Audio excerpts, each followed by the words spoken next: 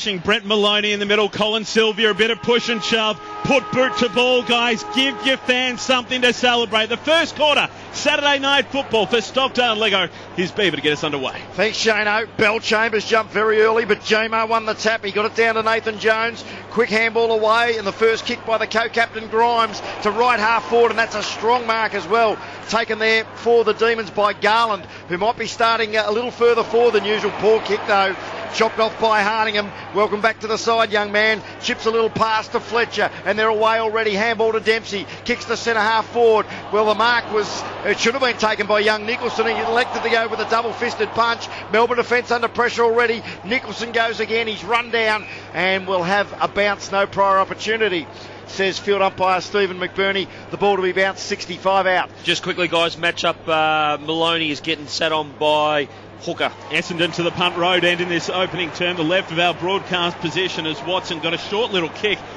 Went just 15, if that. Michael Hurley takes the mark. Centre half forward. Still 55 from home. Looks for an option inside 50. Lead almost presented, but Paddy Ryder slipped over in the process. And James Seller, who's the late inclusion for Melbourne tonight, takes the mark. Tried to kick out wide. Watts was out there at half back for the Demons. Couldn't take it. Hardingham flicked the handball up. Got it to Joe Watson. As easy as that for the Bombers. First goal of the night in Essendon's column. Took 80 seconds. One straight six. Melbourne yet to score. That's for Stockdale Lego. Just quickly, guys, sorry, that was Hocking, not Hooker, running with Maloney tonight.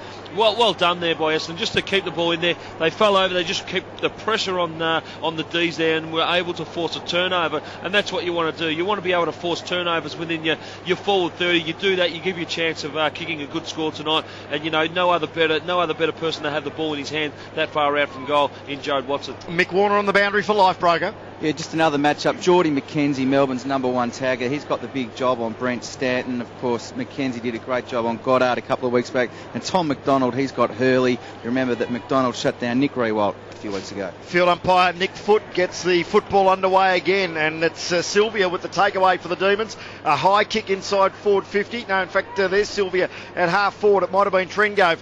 Players scramble for it at ground level. It's a slippery ball already. Watson did brilliantly. Fed out a handball to Fletcher, and he kicks out long and strong out towards centre wing, southern stand side. All Demons though. Joel McDonald gets a quick handball away. The Demons with a cute little pass.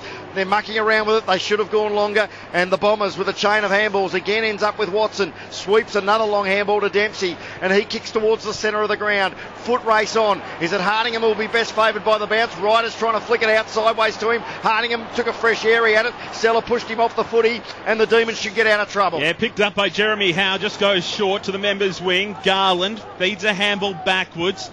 The D's opt to keep it on the broadcast side of the ground. This is Grimes. Kicks up toward right half forward. Juggling it once, twice, three times. Jack Trengove. Umpire didn't give him the mark. Ball spilled out. Dempsey got a little handball away. Players dive on top of it. Jack Trengove at the bottom.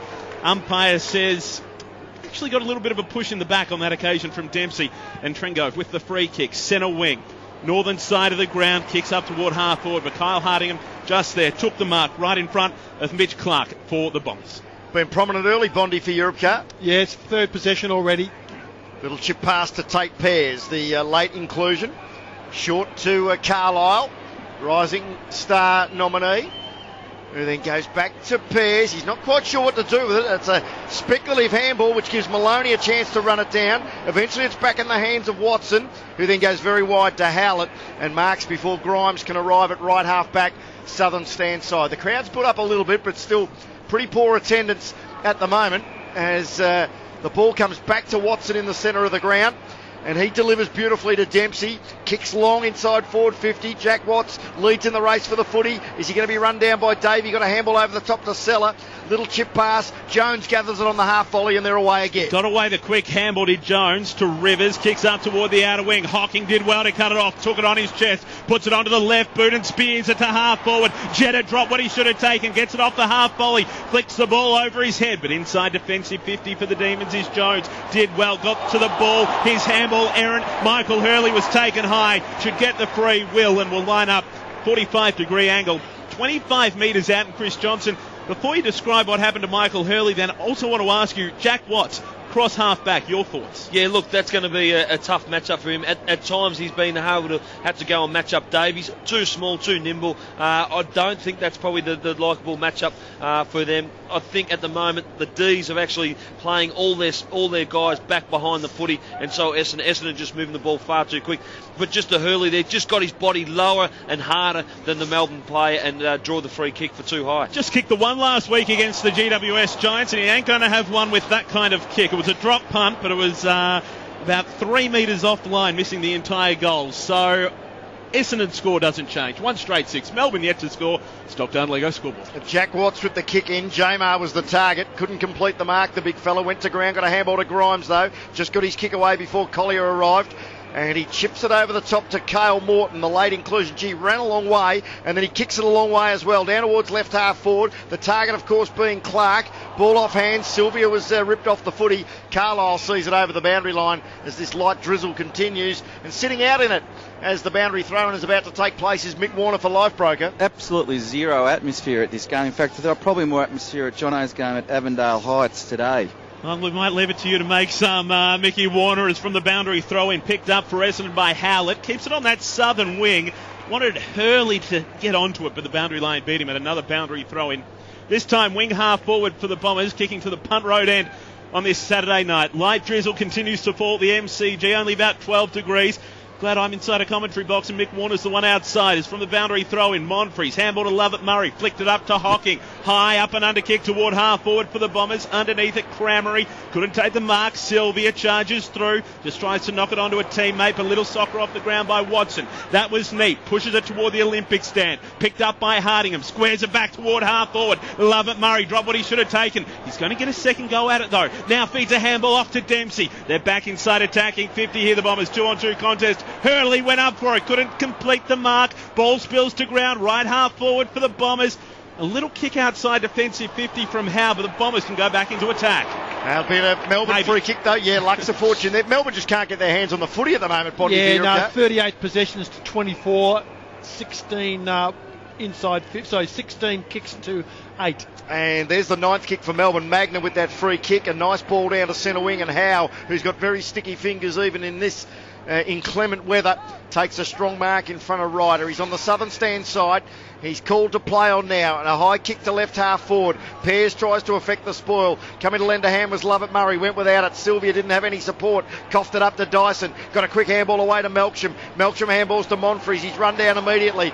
It's a pretty hard footy to win at the moment. Some nice intensity there from the Demons, and eventually the field umpire's seen enough. He says, I'll bounce it probably about 75 to 80 metres out from the Melbourne goal. Just a couple of things. You spoke about Watts before, Shane, and a couple of times he's gone up and left Davey all alone at the back of the contest. Very dangerous for him to be playing on Davey. Ball wing half forward for the Demons. Howe got a little handball out to Maloney. He just socketed it toward the boundary line. Another throw in.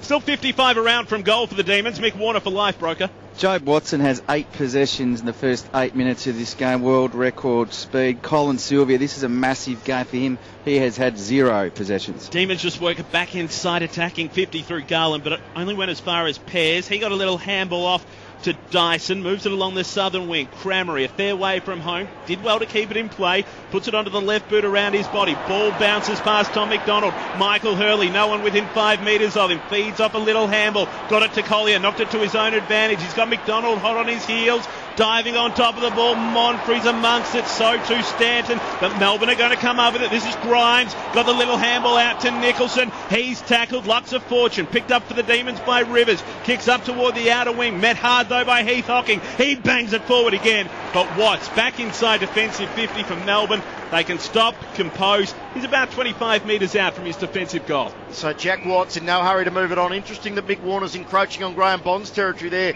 with some Europe cars. We'll watch that develop throughout the night as Watts goes very short to Trengove, still deep in defence for the Demons. And Trengove gallops off in a lateral movement. That's a very poor kick. He's kicked it on the bounce across goal. He was looking for, was it Garland there? McDonald. In fact, it didn't really matter who it was because he skidded it out of bounds, and there'll be a throw in about 15 metres around from the Essendon goal. Quick throw in as well. So that was a poor skill error there for the Demons. Jetta at the fall of the ball. He's ripped off it immediately. The other McDonald, Tom, gathers for the Demons. Sweeps a handball over the top to Rivers. Gains it on the third bounce. Quick handball to Magna. The old 1-2 back to Rivers. Kicks on his non-preferred left around the corner. It's going to be chopped off though again. Monfries was the recipient of a little tap on. He got a little pass to Stanton. His handball missed the target, but Essendon are there in numbers. Collier grabs it now. 65 from home. High kick into the right forward pocket. Hurley the target. Ball to the back, and it skids its way over the boundary line for a throw in. Punt road end, right forward pocket. Graham Bond for Euro Cup. Yes, Essendon with 9 to change, and Melbourne with 4 so far. Bondy now doing Mick Warner's work. Love it. Boundary throw in. Knocked down by Bell Chambers. Trying to apply the tackle was Jamar. Ball spills out. Nice work on that occasion for the Demons by Howe. Kicks outside defensive 50 up toward the outer wing. It's met though by Carlisle for the Bombers. Got a little dribbler of a handball away. Picked up by Stanton. His leg from behind.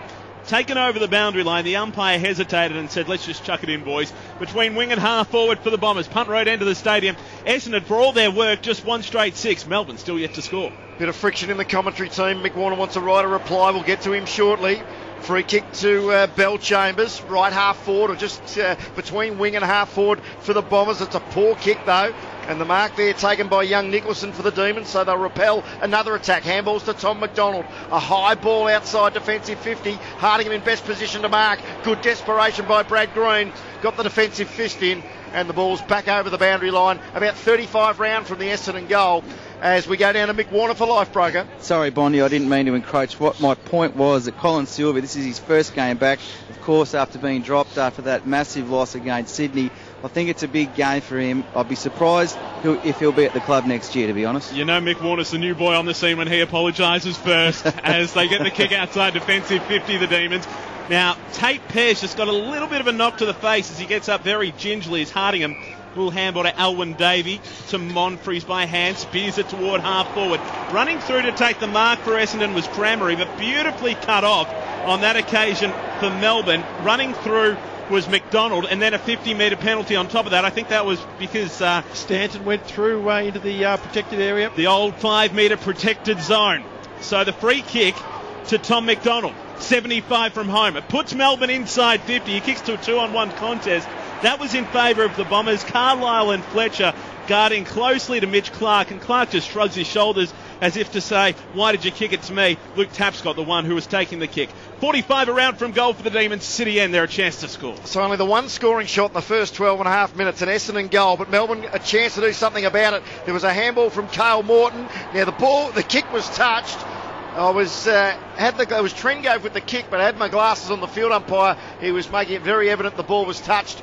So Melbourne's first score, they're one behind. The Bombers one straight 6. Dustin Fletcher with the kick in. Kicks up toward left half back for the Bombers, but Demons have numbers here. Nicely played on that occasion by Nicholson. Got the handball away, intercepted by Collier. He handballs quickly to Zaharakis. Around his body now on the right foot. Kicks up toward the northern wing. Sellers there, couldn't complete the mark. McKenzie tried to get the pickup. Running past and evading both of them was Brent Stanton. Did beautifully. Squares it up towards centre half forward. Alwyn Davey had to beat 2.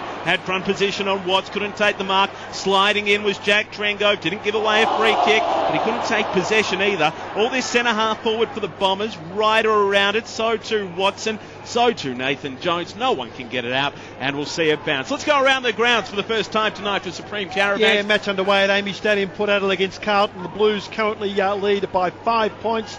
They're 3 straight Port, 2-1, been playing 14 minutes. We'll get to Chris Johnson for some comments on Melbourne's intensity so far as Cale Morton with the takeaway and delivers beautifully down to Garland, who is clearly playing as a forward tonight. Chips it over the top. Mark taken by Jeremy Howe, the Tasmanian. It's been a day for Tasmanian greats, and he kicks a wonderful goal. A good guy's goal of the day. Well, not so much Tasmanian greats, but Buddy Franklin turned on a showdown in Tasmania, and he would have been proud of that goal. 1-1-7 the Demons. The Bombers won straight 6. Chris Johnson, that was spectacular. Yeah, thanks, Beaver. It certainly was. He took the bit between the teeth, and they really took the game on there. The D's, they broke away from half back and were able to get it in their forward 50 very, very quick and very quickly in their forward half. And he just took the chance. And look, he's only going to kick probably 2 or 3 out of 10 from there. But great finish there. But I do like the way the D's are actually forcing the Bombers under pressure. I reckon their tackles at the moment are very high. Lance Franklin with 13 goals earlier today. Hawthorn defeating North Melbourne by 115 points at Aurora Stadium. Graham Bond for Europe Car. Yeah, Essendon's disposal inside 4 is the problem. Running at less than 40% with kicks inside 50. Essendon has it at left half forward. Their captain, Watson, just pops it inside 50. Lead on from Cramery. Always had the time and space on his opponent in Tom McDonald on that occasion. And will line up 45-degree angle, about 45 metres out. And for all their hard work, would want to convert here. That was their first effective kick inside 50 that found the target, the first mark of the night for the Bombers inside attacking 50. Not surprising that it was the captain who delivered it. 17 goals, 10 from set shots this season for Stuart Cramery. Comes in on the left. Started it on line, but it faded off to the left on minus score results. So it's all squared up once again at the MCG. Stockdale Lego scoreboard 1-1-7 each of 2. Essendon and Melbourne 3AW 5AA Saturday night footy. So the kick in taken by Tom McDonald. And he kicks out wide to Joel McDonald. In fact, it might have been Nicholson with the kick in. Joel McDonald, long ball down towards centre wing. Howe was the target, punched away by Hardingham, and we'll have a boundary throw in centre wing, southern stand side. Jono. That's great from the D's. Like, it's not. They didn't gain possession towards the middle of the ground, but they got it out of the defensive half and got around midfield, and now they're able to set up again to push forward for another forward thrust. Clark and Ryder do the ruck work. Clark in the end gets the takeaway, just hacks it over his shoulder on his left boot. Down towards half forward, Garland. I'm liking the look of him as a first-time forward. Attacked the footy pretty hard. The ball, though, fell to Lovett Murray. High kick back towards centre wing, still in drizzling rain. And young Nicholson, who played some pretty good games of footy last year, takes a fine mark. Former Melbourne University student, doing well tonight. Got a little pass off to Salah. Spears it up toward the northern wing. Trengove not able to take the mark, coming through. Zaharakis, the possession wasn't great. Kicked it toward half forward. Salah dropped what he should have taken. Ball spills to ground. Alwyn Davey jumps on a pack. Cramery in there too. Jack Trengove getting in on the action. Zaharakis in late. No one gets it out. Ball up, left half forward for the Bombers. Poor decision coming out of defensive 50 there, the D's. Going short to a 50-50. Got to go long to a 50-50, not short to a 50-50. Field umpire McBurney throws it up. In fact, Nicholson's there again. He's immediately tackled by Davey. No legitimate attempt there. Field umpire McBurney, he hovered, he loomed, and he said, no, give it to me. I'll throw it up again. It is scores a level, in fact. 7 points apiece. So Melbourne's intensity pretty admirable in the early exchanges. Ryder gets the tap out. Stanton runs onto it, hooks it over his shoulder. Ball will land about 20 metres out from the Essendon goal, and they've got lots of crummers around as well. The ball's quickly kicked forward. Was that by Monfries, it looked like? And it's off to the right and a minor score. It gives the Bombers the lead though. 1-2-8. Melbourne 1-1-7. Stockdale and Lego scoreboard. Paint away clock shows 17.5 minutes. 70% of this game has been played so far in Essendon's forward half. They've gone inside 50 13 times to 5. So the Demons to bring it back into play. Essendon by a point. Ball comes toward right half back. Jamar waited for it for Melbourne. Knocked it away to Jones. Instantly tackled and thrown into the turf by Paddy Ryder. And Nathan Jones says, thank you very much. You're gone. And it's going to be a free kick to Paddy Ryder. And Nathan Jones says, how on earth was I meant to give it out? Probably wasn't a lot of prior opportunity. Oh, gee, probably 50-50 decision in the end. And Paddy Ryder still gets the free kick. 60 from home, long toward the top of the goal square. Players try and crumb. Picked up by Melksham. Handball to Cramery. Snaps it back. High. On line. No. Minor score. Essendon 139. Melbourne 117. Stockdale Lego scoreboard. Paint away time clock reads 18.5 minutes gone. First quarter Saturday night footy from the MCG. So Daniel Nicholson with the kicking in duties from the punt road end. A lovely left foot drop punt. It clears defensive 50. Jamar in front, just couldn't quite complete the mark. Melbourne with plenty of numbers at ground level, but most of them slipped over. Zaharakis got a handball to Monfries. Handball to Stanton. Dempsey got in his way, and it cost him valuable metres, and then kicked into the man on the mark. Howlett tries to crash through. His handball's chopped off there by Blease. And he goes after it again. Good second effort. Got it to Seller. Handball to Brad Green, the ex-captain. Nice, neat little pass. And Rivers marks it on the defensive 50. Jono, you've got to say it's been a very scrappy game so far. I know it's tight, but it's been scrappy. Yeah, look, it's been, and look, it's going to get very dangerous, and I think it's going to be like this most of the night, unless one of these teams start getting their act together, because they're just trying to play dry weather football where the ball is very, very greasy. Blease turned it over to Collier at half forward for the Bombers. Collier then played on, spears it inside 50. Michael Hurley came through for the mark. Now he's tighter than a 45-degree angle here. Will line up, kick from about 30 metres out. But it's about capitalising on opportunities. What are those inside 50 numbers again for Europe? Inside 50 numbers now 16-5. That's the 10th defensive 50 turnover Melbourne have made tonight. So those errors proving costly, and now Michael Hurley to make the Demons pay. He's on the wrong side for a right footer. Just speared it through the goals, but, can go through the right gap. Minus score, 1-4-10, Essendon, Melbourne, 1-1-7. All that Stockdale Lego scoreboard before Bruce Seaver around the grounds. For Supreme Caravans bonding. Yeah, Port Adelaide by a goal at Amy Stadium. They're 4-1. The Blues are 3-1. 21 minutes gone, first quarter. Tapscott thinks I'm going to go long, and he does go long and strong. Nicholson was the target. He scooped it up on the bounce. Got a handball to Tom McDonald. Blease arrives. Dispossessed though. Hurley's there. Fed out a handball to Monfries. Centres it with a handball to Dyson. Bounced off his chest. Went back about 4 metres to the opposite number 2 in Nathan Jones. Went off his hands. Bounced into Blease's hands. Kicked it straight to Dustin Fletcher. Look away handball to Stanton. Centre wing, centre side. Southern stand side. Easy for me to say. Eventually got it out towards Howlett. Kicks it long to the forward pocket, but Melbourne with plenty of numbers behind the football. Watts takes the mark and he distributes very wide to this Olympic stand halfback flank where Jamar completes the mark. I'm liking his game defensively, Jack Watts, tonight, Bondi. What's he had? 6 disposals for Europcar. Kale Morden, the late inclusion on the northern side of the ground, gets it up toward the wing. McKenzie rolled into the ball but couldn't complete the mark, had time to recover, flicked the handle up to Maloney, might have rushed the kick toward half forward. Essendon with numbers, Carlisle trying to get the pick up, he's just trying to knock it around, still no clear possession. Eventually it spills out for the Demons. This is Jeremy Howe, high kick inside 50, but Dustin Fletcher, no one within 10 metres of him takes the mark, kicks across, squares it up inside defensive 50, and the Bombers are out. Dyson passes it to Bell Chambers. He wants to go very wide to Howlett. He'll gather it on the first bounce. Blease arrives, so he kicks it back into the corridor. It's a dangerous kick as well. Target there was Cramery. He's dispossessed. Grimes picks up the footy for Melbourne on the counter-attack. Heads very wide looking for Sylvia or Clark. The latter gathers on the bounce. Handballs back to Blease. That's his third fumble in about 3 minutes, but he's got time to recover. He sells a little bit of candy, kicks for goal. It's all Essendon. And they'll take the saving mark through Hardingham. Kicks out very wide, and Dempsey has got an acre of space. Just got no one forward of the ball at the moment, Chris. Yeah, the skill level at the moment of this game is deplorable. They're missing targets everywhere. They're not able to hit the correct targets by hand or by foot at the moment. No team's actually taking their time and composing themselves. If we were playing commentator Scrabble, Jono would be winning with deplorable. I tell you what, they go forward now, the Bombers. Here's Howlett at right half forward. He gets the pick up. Blease closes in. Howlett got the kick away. Wanted to get it to Cramery, but well done, Jared Rivers. Got front position. Switches play inside defensive 50 to Garland. Almost in front of the Olympic stand now. Goes for a bit of a run. Runs his full measure, kicks over the head of Trengove, and I thought it just bounced inside the field of play. The boundary umpire disagrees.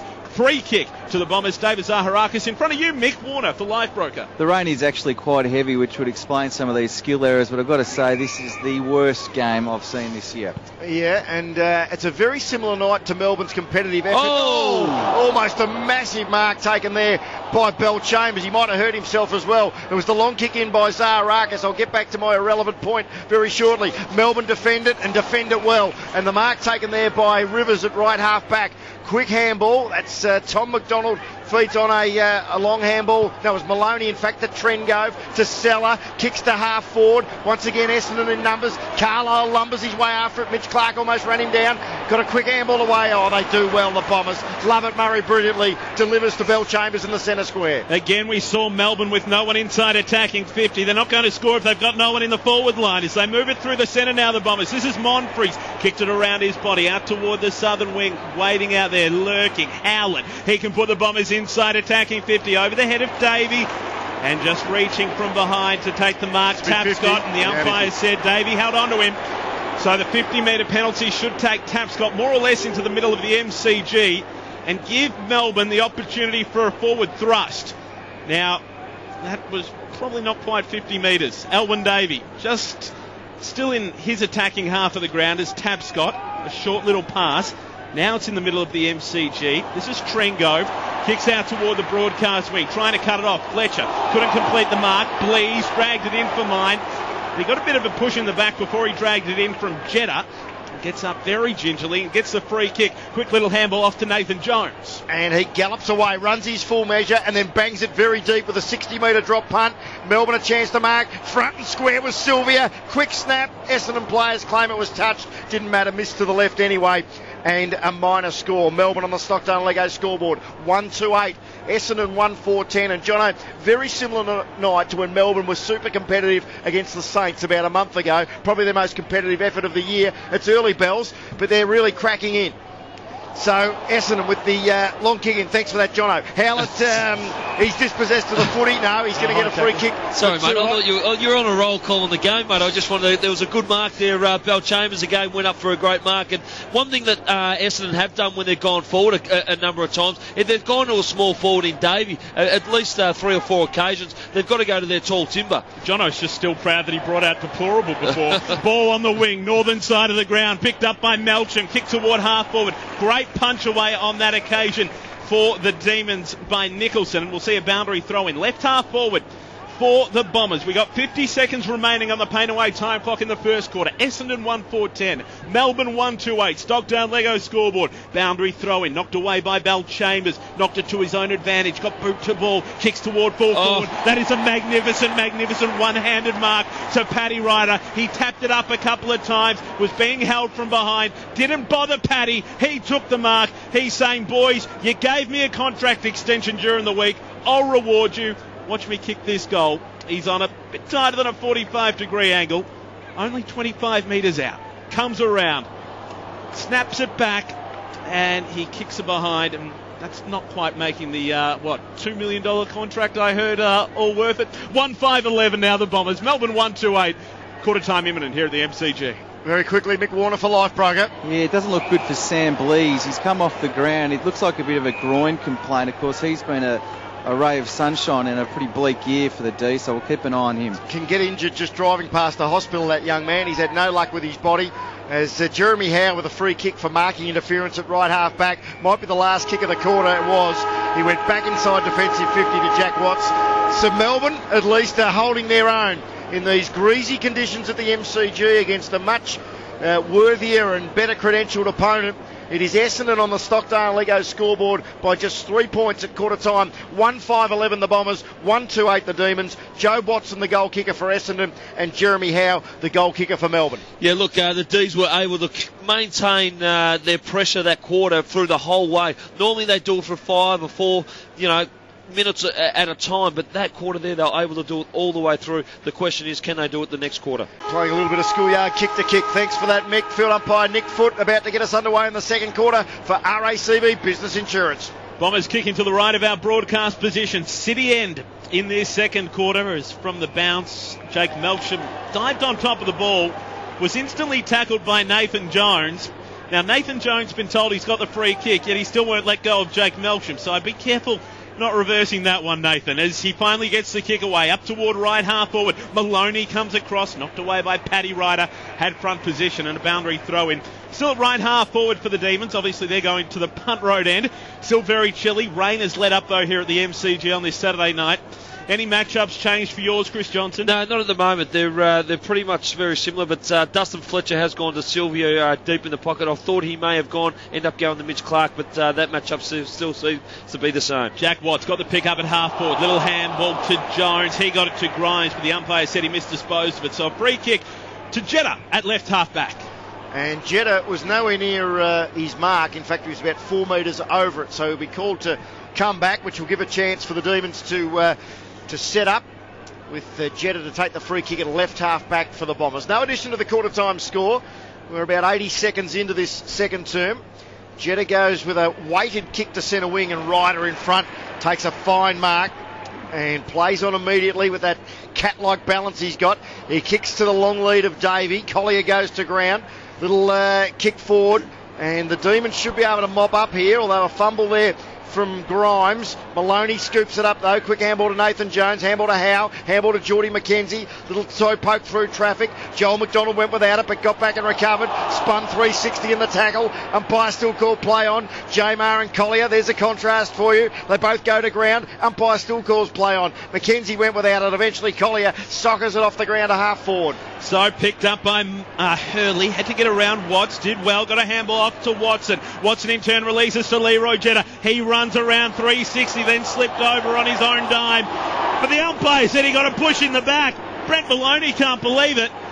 Tom McDonald in there as well. It was McDonald who laid the push in the back. So the free kick to Jetta. He handballs to Hurley. Kicks inside 50. Bell Chambers didn't quite get enough of it. Davey tried to get the fall of the ball. Couldn't take it cleanly. Still inside defensive 50 for the Demons. Jared Rivers runs onto it. Knocks it forward. Picked up though by Moncrief. Free kick though will go Melbourne's way. It's against Alwyn Davey. Rivers with a quick little handball off to a teammate. Yeah, that's Nicholson who kicks on his left boot down to centre wing and running onto it, taking a nice mark. One of the co-captains in Jack Trengove. Just defensive side of centre wing, almost in front of the interchange gates, below our commentary position. Handball to Garland, who looks like he might be back in defence now. Kicks to a long lead of Mitch Clark. He gathered it off hands, did well, the big bloke. Handball to Magnum, missed the target though. Scooped up there by Blease, who's back on. Good to see that, but his kick was poor. And Dempsey takes the saving mark at right half back, immediately transfers play, and Fletcher has got it, although Sylvia corralled him immediately.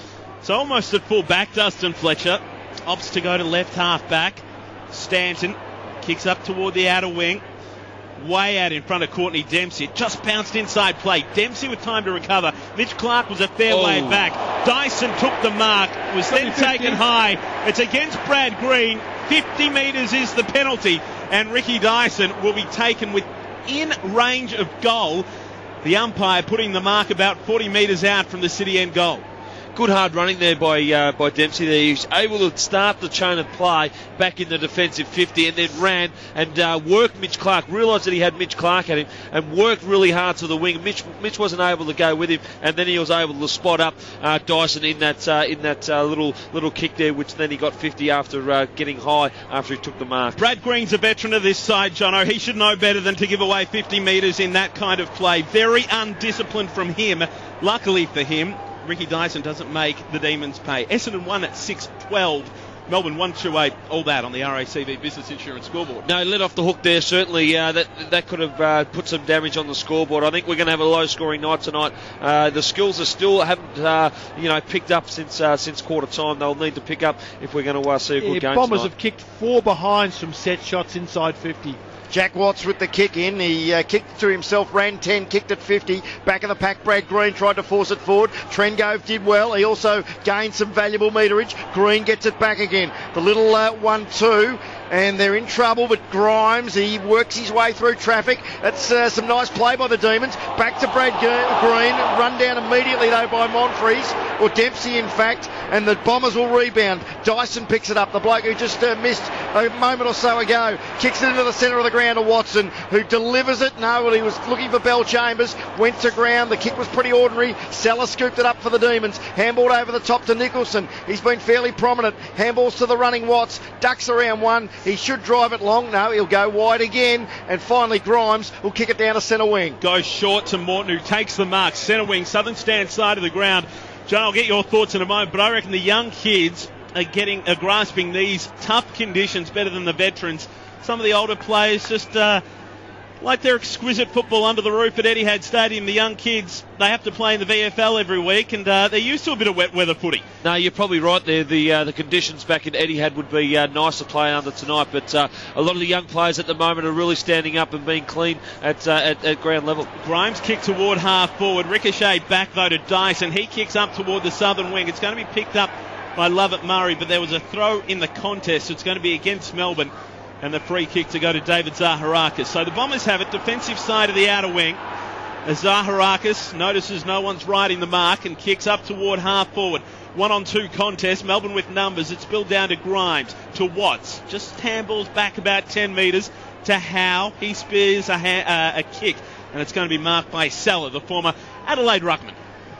So the Demons, they're not quite treading water, but they're at least holding their own. Sellers now got it at centre half back. It's his lookalike Magna who started that passage of play, goes sideways to Tom McDonald, which sells him into trouble. McDonald then handballs, which is chopped off by Collier. He's only got Seller in front of him. He kicked early, and he kicked awry off to the right, and a minor score. Another chance frittered away by the Bombers. This is a pretty ordinary spectacle, gents. 1-7-13 Essendon, 1-2-8 Melbourne. Graham Bond for Europe Cup. 25-12 the inside 50s. It's now 69% of the game. The ball has been in Essendon's forward line for just 8 scoring shots for 1 goal. Watts kicking back into play. It was knocked away by Howlett. For the ball, Blees got the handball away, but it was picked up then by Howlett. Handball to Zaharakis, so the Bombers capitalise on the turnover. Melton receives the handball, kick to the top of the goal square. Watts is there. Did he get a shove? No, he got it too high, so he gets the resultant free kick nonetheless. More or less last line of defence for the Demons. His kick to McKenzie.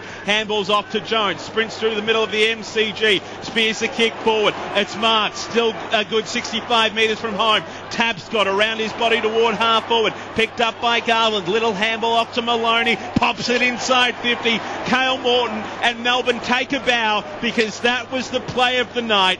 Short, exquisite kicks, and now they get a set shot at goal, Chris Johnson. No, worked it out well. You probably are right. It was the play of the night in terms of actually the ball not touching the ground too often. They, and it all goes back to Jack Watts back in the defensive half where he just went back and had to draw the free kick. He took the bit between the tiff and attacked through the corridor.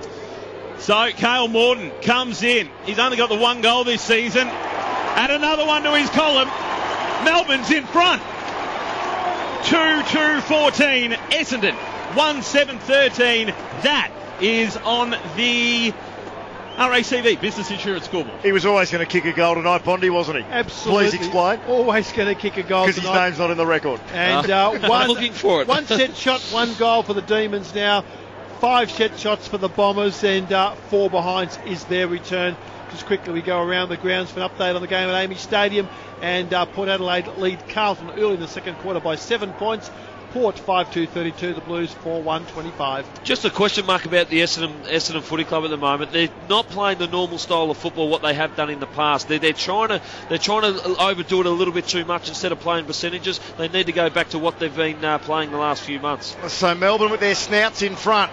Can they get a takeaway? Blees, he gets a handball to Grimes. The kids are starting to grow in confidence. Kicks down towards left half forward. Brad Green gathers it on the bounce. Disciplined kick back to the top of the square. Chance there for Sylvia. Ball punched away. Dempsey's still got some work to do. Going without it was Magna. Slapped outside Melbourne's forward 50. There's still a chance. Morton, can he gather? He can. Handball to J-Mo, who's right next to him. Immediately tackled. The ball comes squirting out the back of the pack. Tapscott did very well. Heard the voice of Morton. Slammed it in that direction. The Demons, they're getting forced back all the time. Finally they go forward by soccering the football, but only into the path of Dempsey. Picks it up for the Bombers and delivers. Cranberry dropped the mark he'd normally swallow. Essendon really off their tucker at the moment. Watson scoops up the footy though. Got a handball to Lovett Murray. Handballs to Jetta, 40 from home. Back to Lovett Murray. Another handball over the top. He's looking for Davey. Tom McDonald crashed in though. Melbourne have got an appetite for it at the moment. Lovett Murray gathers. He's tackled over the boundary line. Great stuff, Demons. Bit of push and shove as well. And we'll have a throw in the right forward pocket. Yeah, a lot of handballs there. Lovett Murray probably just needed to go straight forward there, as we probably see a free kick given away here. Nathan Lovett Murray just losing the plot there, just swinging his arms around. He's just giving a free kick straight to the D's. This is an Essendon side lacking confidence at the moment. No one wanted to kick the ball as Jack Watts kicks from the last line of defence out wide, and a boundary throw in 55 metres around from goal for the Bombers. Scrappy play. They're starting little fights around the ground. They didn't have the confidence to kick it, Jono. They need to get that confidence back that has them second on the ladder. Yeah, that's right. They're just not playing with no confidence at all. No one actually wants to kick the ball. They're actually playing the brand of football that they have played in some games when they haven't been able to perform as good, such as last week against Richmond in their dream time at the G, where they nearly lost the game. Half forward for the Bombers. Dyson kicks inside 50. Tapscott almost got a boot in the head. He gets up very gingerly. Davey, handball to Jenner, was tackled, ball spilled out, beautifully played by McDonald. That's of the Joel variety. He got a handball to Blease, wanted to get it to Jones. All this half forward for the Bombers. They've got plenty of stripes around the ball. No one can pick it up. Finally, Monfrey's kick inside 50. It's cut off though. Demons everywhere as Watts gets a little handball off to Sella. So similar to this St Kilda game a month ago. The longer it stays close, the more interested Melbourne are getting. They are really competitive tonight. Morton gets a handball to Mitch Clark, handballs to himself and just charges forward and then does a sort of inverted banana kick which gains about 40 metres, bounces over the boundary line. The Melbourne members are starting to get involved as well, Jono. Yeah, they've come back from the Mount Buller there. They've come back from the snow, but Leroy Jeter has had a lot of attention by the trainers. Hasn't moved for the last 2 or 3 minutes at least in that forward pocket at the city end. Get down to you in a moment for life. Broken Mick Warner is from the boundary throw in. Collier, he's been impressive for the Bombers tonight. Not on that occasion. He juggled and fumbled, but coming through late was Magner, and unfortunately for him, it came off his boot, out of bounds on the full, the free kick to Travis Collier. Let's go down to you now, Mick Warner. Yeah, Leroy Jeter looks like he's okay. The other worry for Melbourne is big Mitch Clark. He's had a quiet night. He's been off. He looks stiff in the back. Collier keeps it on the northern wing. Hurley flew up for it. Couldn't bring it down. Overrunning the ball was Grimes. Davey has got a little dribbler of a kick away to no one in particular. Another chance in there for Grimes. McDonald around the ball. Picked up eventually by Hurley. Got it to Bell Chambers. Got a toe poker of a kick away. Still no clear possession. All this centre wing, northern side of the ground. Finally it's picked up by Tapscott. He tried to get a handball away. Players dive on top of it. Blease is in there. Watson's in there. It's not getting out, and this game has just lifted in intensity in the last 5 minutes. Melbourne leads by a point, 2-2-14. Essendon 1-7-13. All that RACV Business Insurance scoreboard. 13 minutes gone. Pain away time clock. Demons with a real taste for it, but can they put some scoreboard pressure on? They lead by a point. Collier's kick was battered down, fell to Nathan Jones, got a quick handball to Blease. Kicks down there. Hardingham should have got a free kick there. He's held by Maloney. Umpire missed it. Maloney runs onto it. He kicks to the vacant goal square. It'll bounce, it'll skid, it'll roll through for a good guy's goal of the day. Melbourne out by 7 points. 3-2-20 the Demons, 1-7-13 the Bombers. RACV Business Insurance scoreboard with 13.5 minutes into the second term. Chris Johnson and then Graham Bond on 3AW football. That was just basic wet weather football. They brought all their forwards up. There was congestion around the ball here in front of the members here on the wing, and they just got the ball forward by a boot. Quick hands, where before that they were trying to link up with hands, get the ball quick forward on your footy, on your boot, and get it forward, and that's what Maloney did. He was able to run onto it, and there was no one protecting the goal front, so he just attacked the goal front and was able to dribble through, but great composure by him. Just the 6 inside 50s for the term, but 2 goals to the Demons. They actually had more possessions this quarter, 65-48. He's the best in the business. Graham Bond every Saturday night for Europcar. Stanton with the clearance out of the middle. The Bombers just need to steady this one at the moment. They've got it across half forward, sliding in Hocking. Tried to get a little handball away. Melksham in there too. Jones trying to dive in for Melbourne, knocked it on to Grimes to McKenzie. McKenzie kicks up toward the southern wing. Maloney was being held. Umpire didn't give away the free kick. Stanton charged through, got the handball to Jett, a long kick inside 50. Going back with the flight of the ball is Dan Nicholson. Absolutely loving his game tonight. Certainly a contender for our Australian Institute of Fitness Rookie of the Week as Joel McDonald kicks up the northern wing, marked by Brad Green. Green with a deep inside 50 entry. It'll land about 20 metres out from the Melbourne goal. Fletcher, far too strong, far too wily for Sylvia. Did some great body work and took the saving mark. Chips it across goal. Lovett Murray had to fetch it in the grass. He's confronted by Maloney. He now handballs to Melksham, who's run out of bounds. He's dropped the ball. Nathan Jones with a banana kick has kicked another good guy's goal of the day. Banana kick from Nathan Jones puts the Demons 13 points in front. They've kicked the only 3 goals of the second term. The MCC members are up on their feet going, come on 2. 4-2-26 Melbourne, 1-7-13 Essendon RACV Business Insurance scoreboard. Well done there by the D's, but it all comes back to Dustin Fletcher there. He done such a great work, such a great effort to mark that ball when he was outnumbered there, and then just tried to switch the ball to Nathan Lovett-Murray. Missed his target, didn't hit Nathan Lovett-Murray on the chest, and then Nathan Lovett-Murray had to play on. He had nothing up in front of him, so he had to hold the ball, and it was just great pressure by Jones and Maloney there, and a great banana kick, and Mitch Clark wasn't too happy. He was sitting all by himself in the goal square. Melbourne fans, get on the Twitter. 3AW is football. We'll read out some of your tweets at halftime. Would love to know just if you think it could be broken tonight. It's 2nd versus 18th, and the Demons lead by 13 points. 26 plays 13. Midway through the second term. Ball back in the middle. Bell Chambers palmed it down. Stanton charges through like a fighter jet. He says, I'm going to take a shot. Kick more toward the forward pocket. And coming through to take the mark, Stuart Crameri on a 45-degree angle, about 30 metres from goal. He had a set shot very similar at the other end in the first quarter. Has to convert this, Chris Johnson. They're lacking confidence. Yeah, very lucky, very fortunate here to be having a shot at goal. That was a missed kick by Stanton, came off the side of the boot. He was going for a torpedo 50 metres out on the run. Crameri's missed.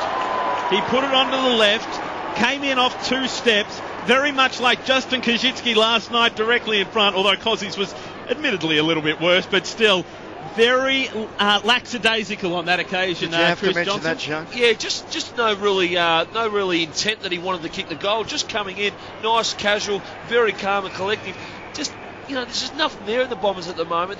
They're not finding Watson. That's the first time we've seen Stanton break away from the contest. We haven't seen Watson since the first 30 seconds, so they need to lift their game, the Bombers. Crameri with 3 behinds now for the evening. From the Melbourne kick in, the ball was thumped out of bounds. From the throw-in, Joel McDonald, who's been pretty good tonight, he gains about 45 metres with a high, awkward kick to centre wing. Brad Green reached over the top of Hardingham, slapped it forward. Fletcher gathered, but Sylvia gathered him and the football over the boundary line. We'll have a throw-in, centre wing, southern stand side. Graham Bond round the grounds for Supreme Caravan. Yeah, it was third goal to Jay Schultz. He's seen Port open a 13-point lead over the Blues, 6-2-38. Carlton 4-1-25. 30 minutes gone, second quarter. Could we have a double upset on this Saturday night, which is round 10 of the AFL Premiership season? Trengo forces it forward for the Demons. The ball's just outside their forward 50, and they force a stoppage. Another opportunity for Melbourne. There'll be a bounce or a throw up, 51 from home. Ball at centre half forward for the Demons. Punt road end of the stadium. Ball knocked down to McKenzie, instantly tackled. Ball won't be cleared, no one to be pinged, and we'll see another bounce. Graham Bond for Europe, Car. Yeah, kicking efficiency for the Bombers, going inside, attacking 50 from their midfield, running at just 46%. That's been their big problem. Ugly tonight for the Bombers so far. Need to turn it around at quick smart too, as Jamar tapped the ball to his own advantage, popped it inside 50. Green got one in the back for mine. Umpire says play on. Love it, Murray knocked it toward Blease, instantly tackled front on by Howlett. All this 40 metres out from goal for Melbourne. As players dive around, umpire lurks, will come in and bounce again. RACV Business Insurance scoreboard reads Melbourne 4-2-26, Essendon 1-8-14. More or less midway through this second term. Ball tossed up, still 40 out from goal for the Demons. Mitch Clark grabbed it out of the ruck. Couldn't get the kick away cleanly. It spilled into the hands of Watson. He kicks outside defensive 50. Morton decided to shepherd, allowed McDonald to get the pick up. He allowed a handball to go to Tom McDonald. That kick rode the boundary line, marked in the back pocket by Jake Melksham. Terrible kick. He went back into the centre corridor. Jamar was the only one who was going to mark that, and he has 52 out from home. Handballs to Maloney, who'll just set it up to about 20 out from the square. Green flies very high, off hands. Jeremy Howe dribbles a kick, cut off right on the line there by Carlisle. He just makes it someone else's problem, hacks it out of the area. Melbourne there in numbers. Was that a push in the back to McDonald? Umpire called play on. The ball's trapped under about 5 players, and field umpire McBurney soon enough, he'll throw it up. We might have a big double upset tonight on 3AW football. Bondi, another goal to Port Adelaide today. Yeah, Daniel Pearce has kicked another one. Port out by 19 points. 15 minutes gone, second quarter. Got a multi with those two games. Stay tuned. You might be counting your cash tonight. As from the ball up, Watson tried to get the knock away. Ryder was in there too, but it spilled down to Maloney of Melbourne. He got a handball out. Went as far as Nicholson of Melbourne. He goes long inside 50. Garland jumped into the bounce. Quick handball. Mitch Clark snaps back on the left. Misses to the near side.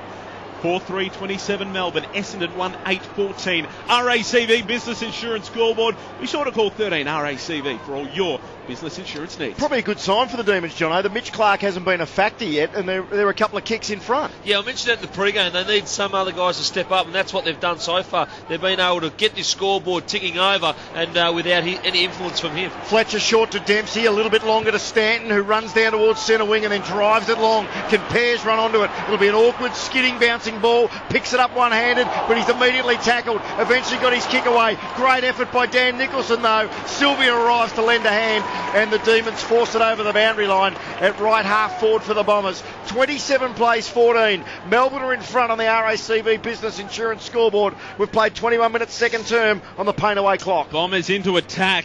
Haven't goaled in this second term. Diving on top of it, Tapscott. He's been good tonight for the D's. Around him, Jobe Watson and Bondi. I'm betting for Europe. Carl Watson at the top of the stat sheet for the Bombers. Yeah, up to 16 disposals. This quarter, the Demons have had 84 disposals, the Bombers 58.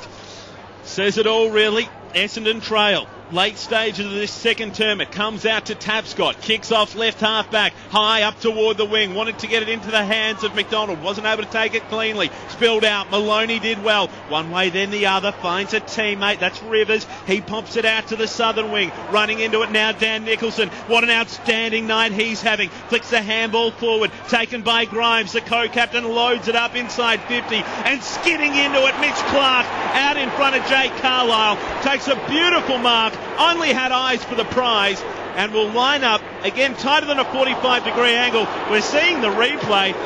I think that skidded off the green grass. Not out. So not a mark, but the umpires paid it. No, that was a mark. He got his fingers underneath the ball there. Oh, gee whiz, you're generous, Chris Johnson. If that was in first slip, that'd be out.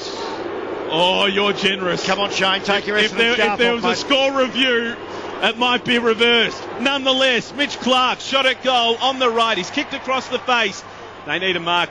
They don't get it. It comes off hands. Boundary throw in. Left forward pocket for the Demons. Still deep into attack. Punt road end. Melbourne 27. Essendon 14. And that's on the RACV Business Insurance scoreboard. Ball spinning back into play. Throw a blanket over about 24 footballers. Zarakis is the one that matters because he got the takeaway. A beautiful kick to Cramry. Handball then to Davey. Little chip pass to Monfries. He looks up. There's no one ahead of him though.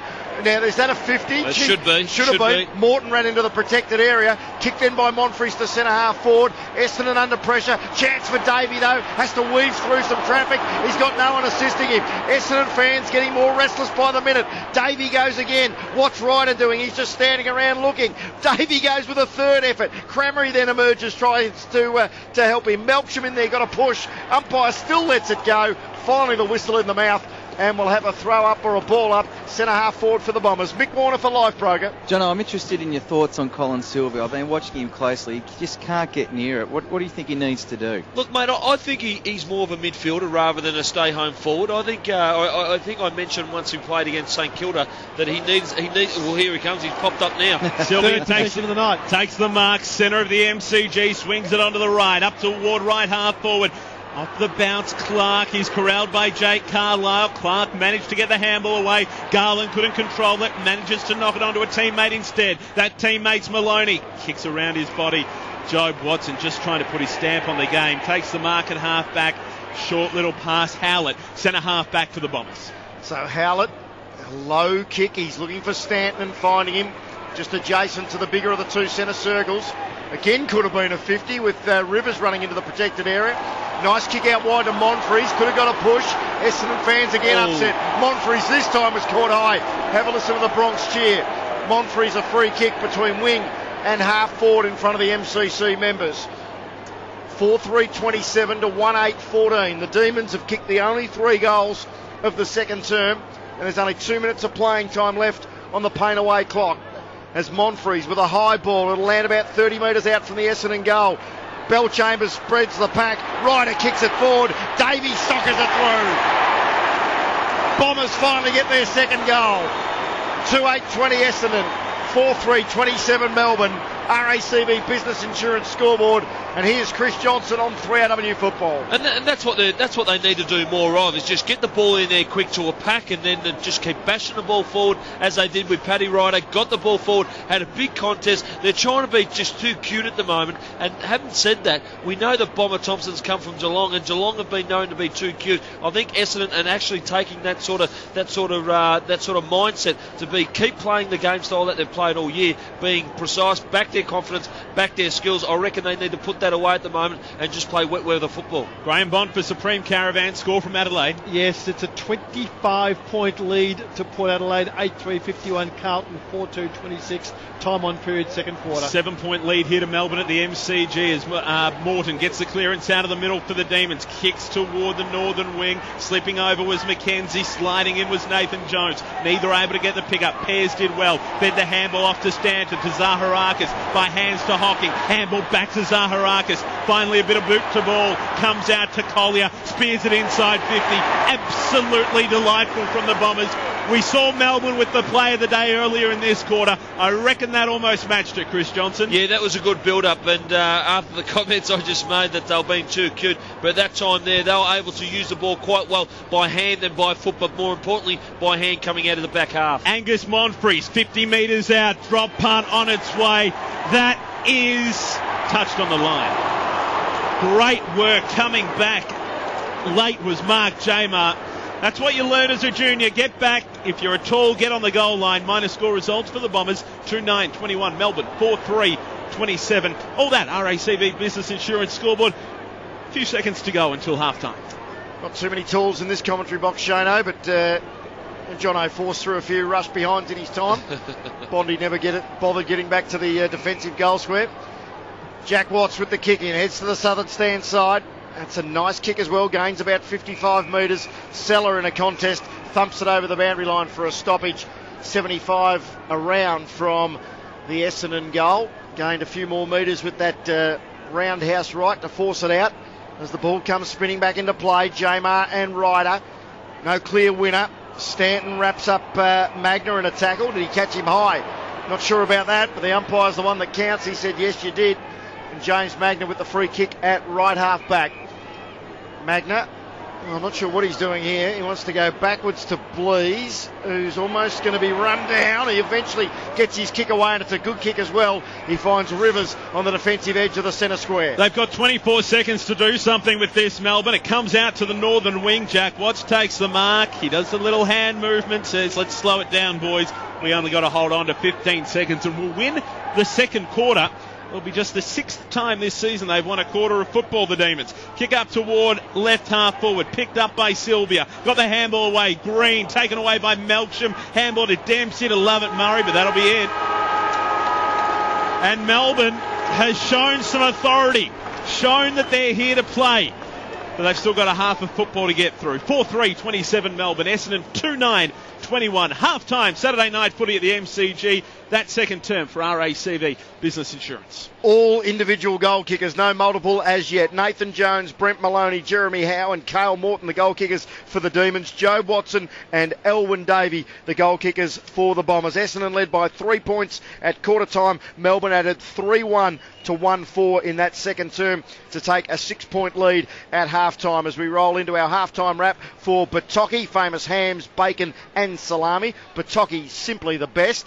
As Chris Johnson, a quick comment from you before we take our first break at the half-time interval. Look, I think the D supporters should be happy with their troops at the moment. They've been able to put a lot of pressure on the Essendon Footy Club, around the ball, close their time and space. But what's been more impressive is that when Essendon do get the ball, and if they do keep doing what they've done in that last 2 or 3 minutes, they will be dangerous. So if they can still keep negating Essendon in their time and space and keep forcing them into skill error by hand and by foot, I think the D's are still in with a good show for the rest of the game. Great stuff, John Owen for Supreme Caravans. Bondi, massive upset in the making over in Adelaide, although all week, and we mentioned it pre-game, we thought Port Adelaide a red-hot chance tonight against the Blues. Well, this game started before ours. It's still going. It's been a low-scoring affair as well, but Port have opened a 31-point lead at the 26-minute mark of the second quarter. 9-3-57 to Carlton, 4-2-26. It's been a 4-goal-to-1 second term in favour of Port Adelaide. Jay Schultz having another good night out with 3 goals straight. So the Blues staring at their third loss in their past 4 games unless they can have a very big second half in also greasy and wet conditions over in the City of Churches. With the first half here played in virtually constant drizzle, it is Melbourne by a goal, 4-3-27 to Essendon 2-9-21. Leading by 6 points with thanks to the TAC. Here's Bruce Eva to get us underway. So field umpire Michael Jennings, he throws the ball up. Bell Chambers jumps early, didn't win the tap though, although Essendon with the takeaway. Howlett with a deliberate banana kick inside forward 50. McKenzie got back with courage, but the ball fell to Hurley. Couldn't go through the traffic with it though. Picked up there by Joe Watson. His opposite number 4 dispossessed him in Jack Watts. Thumped it out towards the southern stand centre wing. Zaharakis gathers it. Immediately tackled though. Melbourne's intensity up early again, which is good to see. And we'll have another bounce, this time just on the edge of the centre square on the southern stand side. You could throw a blanket over about 20 players as the ball's thrown up. Third man up was Ryder. He was pushed into the contest by his opposite number 30 in Seller. The ball gets socked out sideways towards Melcham. He's got a fit of the fumbles. Eventually picks it up. Spins around. Low searing ball inside forward 50. And Hurley takes a strong mark directly in front. Only 25 metres out. And a true kick here, Jono, can level the scores. Look, he hasn't been too accurate tonight in front of goal this far out. He's on a better angle than probably what he has been tonight, but he needs to go back and kick that. Just really interesting there to Joel McDonald there, going back with the flight of the ball. Did have his eyes on the ball, but got his legs caught up in between a couple other players and just went to ground. Needed to keep his feet there to be able to contest that mark. 22 yesterday, Michael Hurley. Can he celebrate with a goal? He makes the goal umpire work a mile to the right, and he's missed. So he's had 2 bad misses to the punt road end of the stadium, one in the first quarter and one in the first 90 seconds of the third quarter. 2-10-22 the Bombers, 4-3-27 the Demons, 3AW Foxtel scoreboard. Mick Warner quickly for life, Broker. Yeah, as we suspected, Sam Blease is out of the game. He's just come off. He's got the red vest on. Lyndon Dunn will be activated into the game. That's that groin for Sam Blease. Can't take a trick on the injury front. Good on you, Mick. Always first with the news. Boundary side, 3AW Saturday night footy. Mick Warner, as the kick back into play from Jack Watts wasn't great and just tumbled over the boundary line. So throw in, wing half forward for the Bombers, kicking to the punt road end from the boundary, throw in, knocked down by Jamar, crumbing at ground level was Howe, kicks along the northern wing but just holding firm. Dustin Fletcher, he just never ceases to amaze. He's got it at left half back for the Bombers, marked over the back of Colin Sylvia. Kicks out toward the southern stand wing. Jake Carlisle, the reigning Rising Star nominee, takes the mark, told to play on. Just kicks a little bit wider, bounces up in front of Dempsey. He has to get around Trengove. Does just that. Now spears it up toward right half forward, and in doing so, trying to get it onto the chest of Brent Stanton, who's put it out of bounds on the foot. Makes ineffective kick number 37 tonight for the Bombers, Chris. He's mentioned the third problem. So Geordie McKenzie with the free kick. And we're only early in the third quarter, Bondi, so that might be on world record pace. Essendon player hurt behind play, flew very high. Keep an eye on that, please, Mick Warner, as Dempsey on the southern stand side. I think it might be, who is that guy? Hardingham. Yeah, he flew very high and awkwardly. Bombers work it down towards right half forward. Stanton dispossessed by McKenzie, who bunted up, picked up his own crumb. Got a handball to Cale Morton. Tries to lift the arms and get a handball away. Dispossessed. Cramery got a handball to Davey. Davey with a little chip pass. Top of the square. Hurley comes steaming out. Ball punched away. Hurley goes again. Tom McDonald grabs him. Then Jack Watts frees the arms. Got a handball to Ryder. Ball squirts out the back almost to Melcham. Monfrey's chopped in. Got a little handball to Dyson. Kick only went about 6 metres. Melcham's got the fumbles again. Eventually recovers. Open goal square. Dribbles it through. Bombers in front. 3-10-28 Essendon.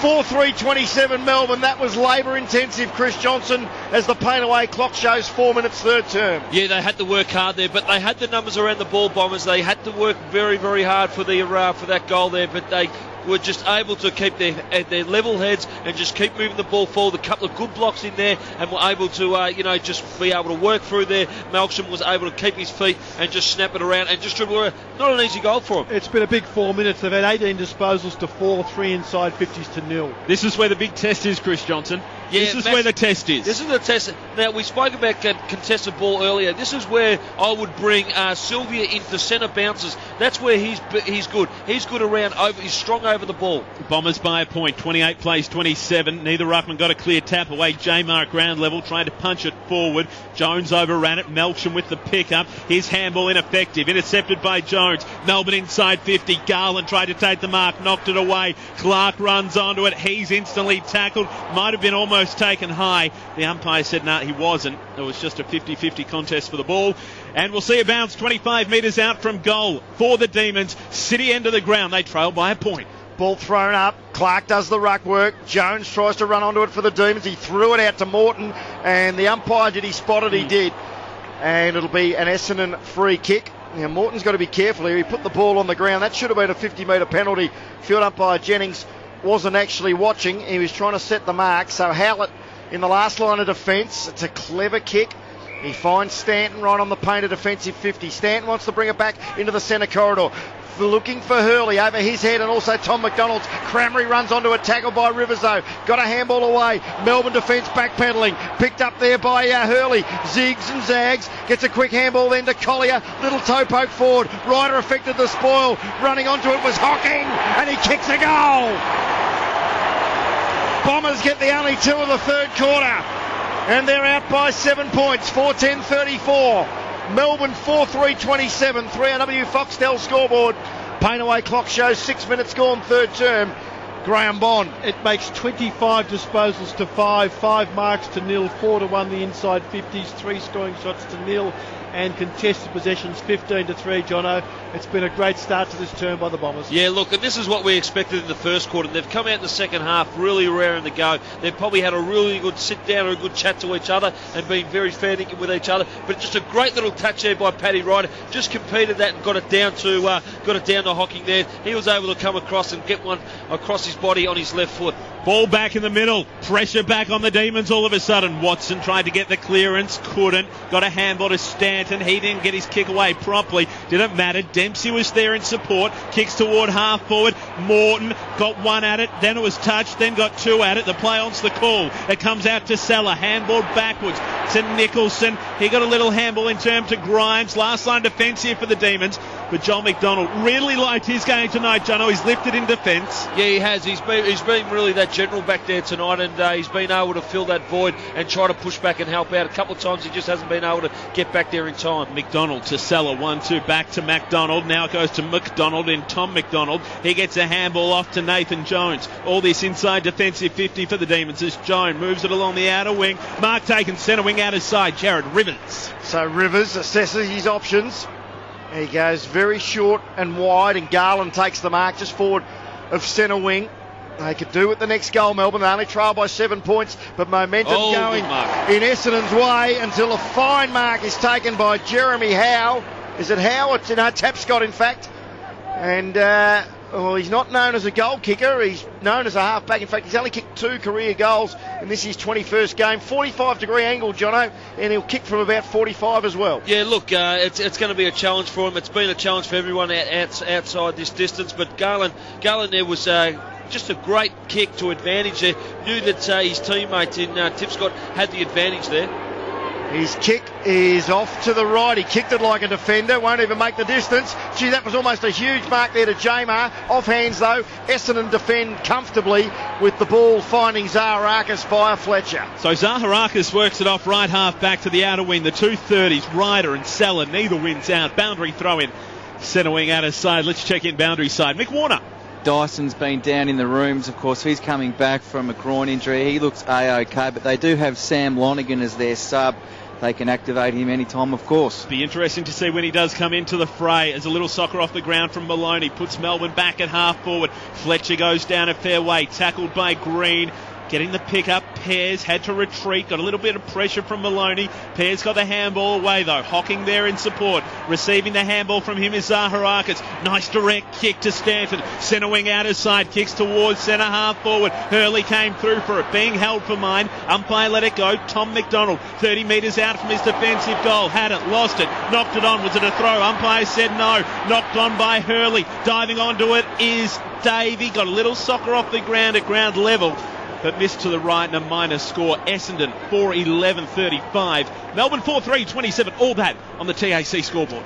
Watts with the little kick in, found Joel McDonald, who kicked longer, looking for Carl Morton over the back of that contest between him and Collier, and skids over the boundary line for a throw in. Graham Bond for Europcar. Yeah, already this quarter it's been once again all Essendon 6-3 the inside 50s, and 36-18 they've doubled Melbourne's possessions. Keep going while you're hot for Supreme Caravans from Amy. Third quarter underway at Amy Stadium, and Port Adelaide have extended their lead now out by 35 points. Carl Morton dribbles a little kick up the centre wing, but Zaharakis picked it up, got a handball to Dyson, handball to Pears, kicks across the left half forward. Courtney Dempsey kicks on his non-preferred left, inside forward 50, bit of a wrestle on Monfries and Jack Watts. Monfries gained it on the second attempt, got a handball to Bell Chambers.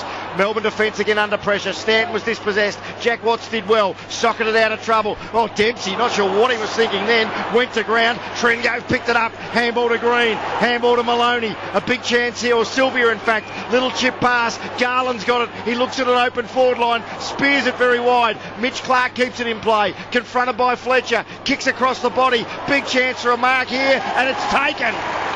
Colin Sylvia has taken the grab, only 7 or 8 metres in from the boundary, non-preferred side for a right footer, and he'll kick from about 35. Again, Garland there, just smart football. Nearly missed his target in Mitch Clark, but Mitch Clark just able to see that Colin Sylvia was sort of, there was a mismatch there in him and Dempsey, and he was able just to get it up, put it in the air, and that's where he's good, Colin Sylvia. He's good up in the air and he's good at ground level, put it into his advantage, and he was able to get over and take a strong mark. We're almost right behind the kick. He's in front of the MCC members stand, drop punt off the boot, looks all right, but then across the face at the last second and a minor score. Melbourne 4-4-28. Essendon 4-11-35. That's all on the Foxtel scoreboard. Paint away clock shows 11 and a quarter minutes into the third term. Those inside 50s are going to be oh so important now, Chris Johnson, in this game. Yeah, look, the more times that you can get it inside 450, the more chance you're going to have a kicker score. But you got the accuracy is letting both teams down at the moment. Dyson down the centre corridor. Get back to you, Jono. Bell Chambers went up for the mark, couldn't complete it. Davey was there for Essendon, couldn't get it out. Charging through, Sylvia did well. Pops it inside 50. Garland on the lead, takes it on his chest.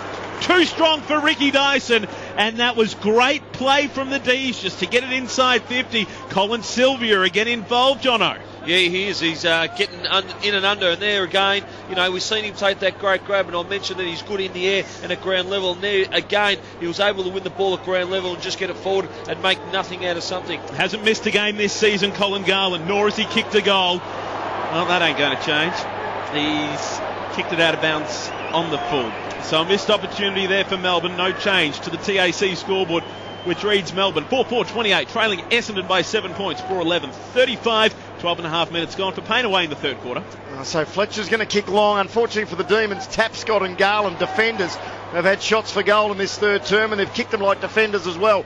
Off hands, Melksham with a high up and under the centre wing. Charging at it was Stanton. Off hands to Zaharakis. He's got clear turf ahead of him. Takes a bounce, which was risky. Kicks out towards the forward pocket. Can Jenner run onto it? He's got to beat Joel McDonald. Didn't quite do it, but shrugged him free eventually. Little dribble kick round the corner, and it was always narrow. Trickles over the boundary line, and we'll have a throw in the right forward pocket, punt road end. Mick Warner for life broker. Yeah, Mitch Clark has come back to the boundary line. He's got a bit of a tight back, but I think he's going to be all right. It's just something they need to monitor through the game. Boundary throw in right forward pocket for the Bombers. Knocked down, done. The sub for Melbourne. Had it, lost it. He's then tackled. He dragged it in for mine. Umpire Steve McBurney lurks, says, I'll take it, boys. Top of the goal square at the punt road end of the stadium. Graham Bond for Europcar. Total combined shots from set shots at goal tonight between the two sides. They've kicked 1 goal, 8 and 2 out of bounds on the full from 11 set shots. Well, that's not impressive. Ball thrown up. Mitch Clark tried to get the tap away. He's a fair way from home. Watson trying to charge through. Cramery in there as well. Tackle. Ball somehow spilled out. Demons try and go for the goal line. Jack Watts happy to see it over. And a minor score results as Watts quick to bring it back into play. Shuffles off a little pass marked by Maloney, but the umpire said, nah, start over. Goal umpire had it indicated, and Watts to bring it back into play. Still a 8-point ball game. 4-12 plays 4-4. Watts this time goes long and strong. The mark wasn't completed though. Melbourne, can they get out of trouble? Jeremy Howe received a handball from Maloney. His kick will be chopped off by Big Pears. Another defender wanting to fancy his chances. Bangs it inside forward 50. Jenner at the back of the pack. He swoops on it and his snap is off to the right and barely scrapes in for a minor score. So could almost given the handball there, Beeves. Collier that was there, and even the last shot he had, he could have came back inside, given the Collier. I think he's just trying to get a goal next to his name tonight in Jeddah. 4:13 plays 4-4. The Bombers by 9 behind. Kick back into play from Watts. Wanted to get it to Tapscott, but it actually dribbled out of bounds before Tapscott even got there. And for those not familiar with the rule, it doesn't have to go out on the full, just has to dribble out from a kick in. So the free kick goes the Bombers' way. Watson kicks inside 50, off hands. Davey juggled, fumbled, then slipped over. Couldn't get the handball away. Players dive on top of it. Essendon desperate at it. In there for them was Cramery. He's tackled. Howlett waits for the handball, doesn't get it. Umpire circles. Michael Jennings says, "I'll bounce." Mick Warner, just down to you for live broker. James Hird down there. Yep, I don't think he'd be all that happy with the way they're going. It has stopped raining, which is a good thing. Hopefully the game will pick up a little bit. Jono, what do you reckon? Is there a spot on this side for David Hill? Sorry, ball tapped down as the Bombers kick a goal through Travis Collier. It was Belchambers in the ruck, palmed it down beautifully. Collier was there to row, took the shot at goal, saw the open goal square, slotted it through. We'll give it a belated good guys goal of the day. Essendon out to a 15-point lead, 5-13-43. Melbourne 4-4-28. All that on the TAC scoreboard. Remembering, if you drive on drugs, you really are out of your mind. Yeah, look, that was a great goal there by Collier. Probably should have had about 2 more goals to his name if Jeddah had gave him the handball. But that was just, again, that you need, on conditions and nights like this, you need to make something out of nothing. And that's what the D's have done a couple of times. But now the Bombers are working towards that. But to answer your question, Mickey, I think Hilly could have a good spot in this side. They need a big, strong body at the moment. You know, him being at the goal front would certainly be draw the ball to the goal front and give him somewhat of more raw sort of forward structure. Essendon with the only 3 goals of the third quarter and a free kick in the centre circle to Ryder. He looked for Hurley, couldn't complete the mark. Tom McDonald scooped it up.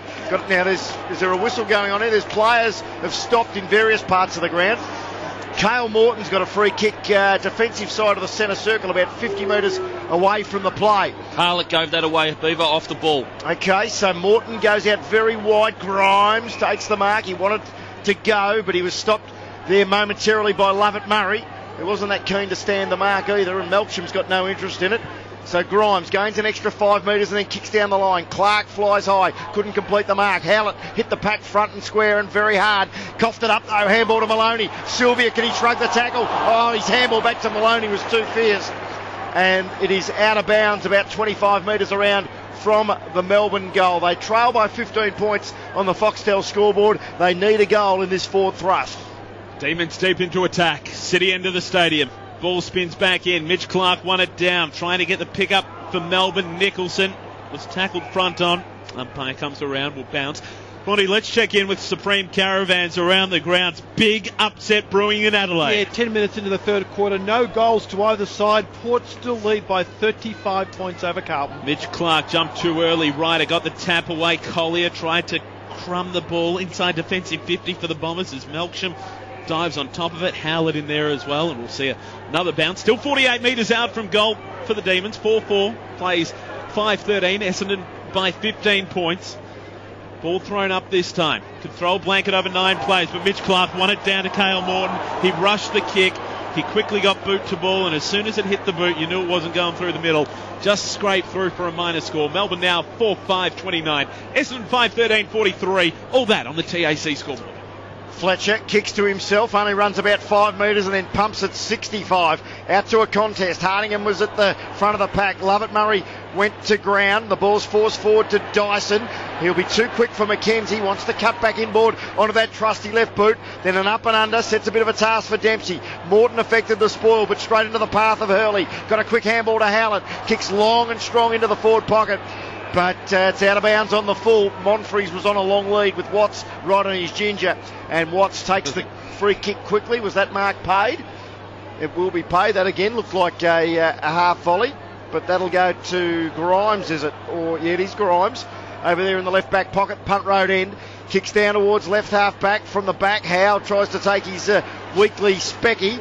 Didn't complete it. Another high flyer, and Hardingham scoops up the crumbs. That's a terrible kick into the centre of the ground. And the Demons, well, they were away, Shano, as they threw the call to you. Well, it's spilled down to Crammery. Now the Bombers could be out of Stanton. Handball to Hocking. Inside 50. Davey waits for it. Punch away from behind by Watts. Ball the ball, though. Melsham. Great running tackle for Melbourne by Dunn. Ball spilled out. Lyndon Dunn to be rewarded. That was awesome on that occasion from him, Chris Johnson, as he takes the kick, kicks up toward the wing. That, not so awesome. Lovett Murray takes the mark on the wing. Look, mate, I'll tell you what, Jack Watts has had a ripping game tonight, but that was just a fantastic spoil by him there. Lovett Murray went lateral to Fletcher, who unloaded with the barrel. Then Davey arrives on the scene. He was just run down when he was going to kick for goal, and Melbourne get out of trouble again. Joel McDonald's got it. Kicks it back from whence it came. Lovett Murray will fly again. Cale Morton was, I'm not sure what he was doing, but he was showing intent at least. Now there's a free kick picked out here, too high to Lovett Murray. Not sure about that one, Jono, but he'll have another go at trying to put the Bombers back into attack. This time it's a kick down the line. There's a bit of a wrestle going on just below us. I'm not sure Joel McDonald would want to see a replay of that marking attempt. Ball off hands, and we'll have a boundary throw in. Trengove and Melksham still going at it, with the emergency umpire trying to get involved as well. Yeah, look, they're just scruffling around there. One bloke had the other bloke, not much there. The emergency umpire came out there, but yeah, Joel McDonald wouldn't want to see a replay of that. You've got to make sure you go for him in the defensive half. A couple of kids asserting their authority on this game, but it's Essendon who lead at the moment by 14 points. Maloney, little dribbler of a kick up toward the northern wing. Picked up though by Lovett Murray, high up and under kick to centre half forward for the Bombers. Comes off a pack, Jetta the fall of the ball. Little handball to Stanton, zigzags, now pops it inside 50. Needs a mark, doesn't get it, falls to the back of the pack. Bumbles, tumbles. That was bumbles and tumbles, just in it with a New Zealand accent. We'll see a boundary throw in. Right forward pocket for the Bombers. Punt road into the stadium. Essendon by 14 points. Oh, sorry, John. I thought you were going to have a go. Well, I was going to have a go. No, you go, mate. You go. Okay, Bell Chambers, he wins the tap, and he also goes after his own crumbs. But Melbourne are there in numbers, and they'll run it out there through, might have been Grimes again. Kicks to Garland, who takes the mark, defensive side of centre wing. Southern stand side. It's a long searching ball, almost a half forward. There was Sylvia held by Pears. Umpire says doesn't matter, play on. Sylvia goes to ground. He's trying to force it over the boundary line. That was as deliberate as you'd ever want to see. But the field umpire said no, throw it in, 65 around from the Melbourne goal. Mick Warner for life, broker on the boundary. John, how have you assessed the game of the two Melbourne captains, Grimes and Trengove? Of course, Tony Shaw suggested last night that Melbourne should consider giving the captaincy away for those boys. Look, both boys have been okay. They haven't absolutely dominated the games. You know, Grimes has had 17. I'm not too sure what the other guys had, but certainly he's had 12 possessions. But they've been working hard off the ball, and that's what you want to see by your leaders. Not just doing the pretty things, but doing the hard things as well. Magna tried to put the Demons back inside, attacking 50, but it was cut off by Dyson. He launches back toward the southern wing, going back with the fly to the ball. Jack Watts, what's he had Europe Cup on? He loved his game. Position 20 coming up. He leads the way as far as disposals for the Demons. He's been good. He's been fantastic, Jono, working out of defence all night between full-back and half-back. And it's a free kick to the D's. It's in the hands of Magna on the centre wing. Southern stand side of the ground. Mitch Clark was being held and will be rewarded with the free kick. He was being held from behind by Courtney Dempsey. And now Mitch Clark on a 45-degree angle. Bombers fans have just seen the replay, by the way, and aren't too happy with it. But it was there. And now 45-degree angle, 50 metres out, Mitch Clark. This is why he gets the big money, Jono. He's got to slot this one through. Yeah, look, he could have got a lot of money for that acting that he just done as well. It was a shepherd off the ball by Dempsey, and he ran straight into Dempsey and just dropped like a bag of you-know-what. He kicked 3 goals for, we do know what. He kicked 3 goals for last week against Carlton. And he's got his first tonight. Melbourne aren't done with yet. They got a little bit of spark about them. 5-5-35. Essendon 5-13-43. All that on the TAC scoreboard. Before Chris Johnson, let's check a score in Adelaide for Supreme Caravan. Well, it's still been a goalless third quarter in the game between Carlton and Port Adelaide. Port currently leading by 34 points. 9-8-62 to Carlton, 4-4-28. Yeah, look, one of the very rare set shots at goal tonight had actually gone through the post there. Only the second set shot for the night. Yeah, second shot. and being that far out, that's what you want from Mitch Clark, you know. So that's why they go to him so much, because he's such a great set shot at goal. He's been fantastic this year. That's his 21st goal of the year, I think, for the D's, and hopefully they can get it down his throat a little bit more so he can do that. Can they get 2 in a row from the restart? Morton had it trapped between his legs. Zaharakis eventually gets the takeaway, kicks to a 2-on-1. Rivers dropped the mark he'd normally take. Was butted up though by Tapscott. They've coughed it up. Hurley though is tackled by Tom McDonald. Eventually got a kick away to Zaharakis. Handball to Watson. His handball to Hocking a bit fierce. Scooped it to Ryder. Umpire said that was okay. Ryder, was he caught high? Umpire says no, play on again. Dyson emerges with it. Little handball to Zaharakis. 60 from home. Kicks it straight down Jared Rivers' throat as if he was a teammate. Takes the mark, moves it quickly into the back pocket, and Tapscott has marked it 40 metres from the Essendon goal. So Tapscott kicks outside defensive 50. Mark taken by Maloney. Quick handball off to Jones. It was dangerous, but came away with it. Kicks up toward the northern wing. Garland was there. Punched away from behind by Pears. At ground level, Monfries knocked it to Howlett. Back to Pears. He threw the ball, umpire. It's got to be a Melbourne free kick. Will be. Great pressure on that occasion from Magna. What's he had tonight, Bondi? Yeah, possession coming in from position number 9. Not a big night for him. He's certainly been effective, though, with those 9 possessions. A nominee for our Australian Institute of Fitness Rookie of the Week. The kick up toward right half forward. No mark. Umpire said free kick, though. A too high infringement going Melbourne's way. So they make a forward thrust through Nicholson. Up toward the goal square. Punched away by Lyndon Dunn. Didn't go the mark. Tries to keep it in play. He took it over eventually. Was even tackled over for mine. And a boundary throw in right forward pocket for the Demons. City end of the stadium. They trail by 8 points. You can almost sense when Melbourne's intensity levels go up, can't you, John? I'm not sure why you're looking at me like that. Yeah, no, you can, because the crowd get involved, and certainly they get involved as well, and they look like they're running on top of the ground when they've got their tails up, and that's what they're doing at the minute. They've got their tails up, they've kicked that goal, Mitch Clark's kicked that goal, and they're running now. So they trail by 8 points, and will have a ball up about 40 metres out from their goal. Clark got first hand on it, but put it straight down the throat of his opposite number 11 in Zaharakis. Kicks it to centre half back. Melbourne have built the wall. Jamar goes to ground though. Feeds out a handball to McKenzie. Tries to barge his way through the Davey tackle. Lovett Murray can't control it. Davey goes again and then slips over. Howlett's in there underneath the pack as well. The umpire's finally seen enough and he'll throw it up again. Mick Warner for life, broker. Yeah, it won't be too long until Sam Lonergan is subbed in. He's just warming up on the boundary. It'll be interesting to see who the Bombers take out of the game. Third man up, Trengo. Forces it forward for the Demons. Then Nathan Jones soccers it off the ground. Gains about another 35 metres. And it's out of bounds. 25 metres around from the Melbourne goal. Right in front of the MCC members. It's 5:13:43 Essendon. 5:35 Melbourne. Paint away clock shows 27 minutes third term. Gee, Melbourne would love another goal before three-quarter time. Make it a 2-point ball game. Boundary throw in, knocked down by Clark. Comes to Seller. He got a little handball out, only as far as Watson. Watson went toward the boundary line and Zaharakis sees it over. And another boundary throw in. Graham Bond for Europe, Carl. Yeah, Jobe Watson, that was his 25th disposal tonight. 11 contested and 4 clearances. He's just so important to this side as their leader. He's really got to lead something tonight because they're under fierce pressure from the Demons. Boundary throw in. Watson again tries to get amongst it. Nathan Jones was taken high by Lovett Murray. Umpire let it go. Again, the ball comes to ground and we'll see it tossed up once again. 59 seconds to go in the third term. TAC scoreboard reads Essendon 5:13:43. Melbourne 5:35. Ball 48 metres out from goal for the Demons. Clark knocked it away. Morton tried to come up with it. Watson beat him to it. It's flicked out with a handball. Magna up against the boundary line. Sliding in Nathan Jones. It's not going to go anywhere. Umpire Steve McBurney won't ping anyone. Beaver, let's see if you can get a goal out here for the Demons. We've got 45 seconds to go in the third term. Well, Essendon have got 2 extra around the contest because back across half forward for Melbourne, Seller and Jamar are the spare players. So Melbourne are going to... from a -2 split with who's around the footy, are going to try and have to create some magic. Nathan Jones can't, and he's ridden into the AstroTurf outside the boundary line by Courtney Dempsey, and we'll have a boundary throw in. So the clock stops at 41 seconds remaining. 8 points the difference, deep into the third quarter. Essendon with their noses in front. Ryder wins the tap. Magna tries to run onto it. Shovels out a handball. Melksham just dribbles a kick forward. Still no one with clean possession. Stanton gains about 5 metres. Straight to Trengove though. Got a handball to Jamar. Kicks inside forward 50. Hardingham did some nice body work on Garland. Got a handball to Melksham. Back inside defensive 50. Just hacks it forward.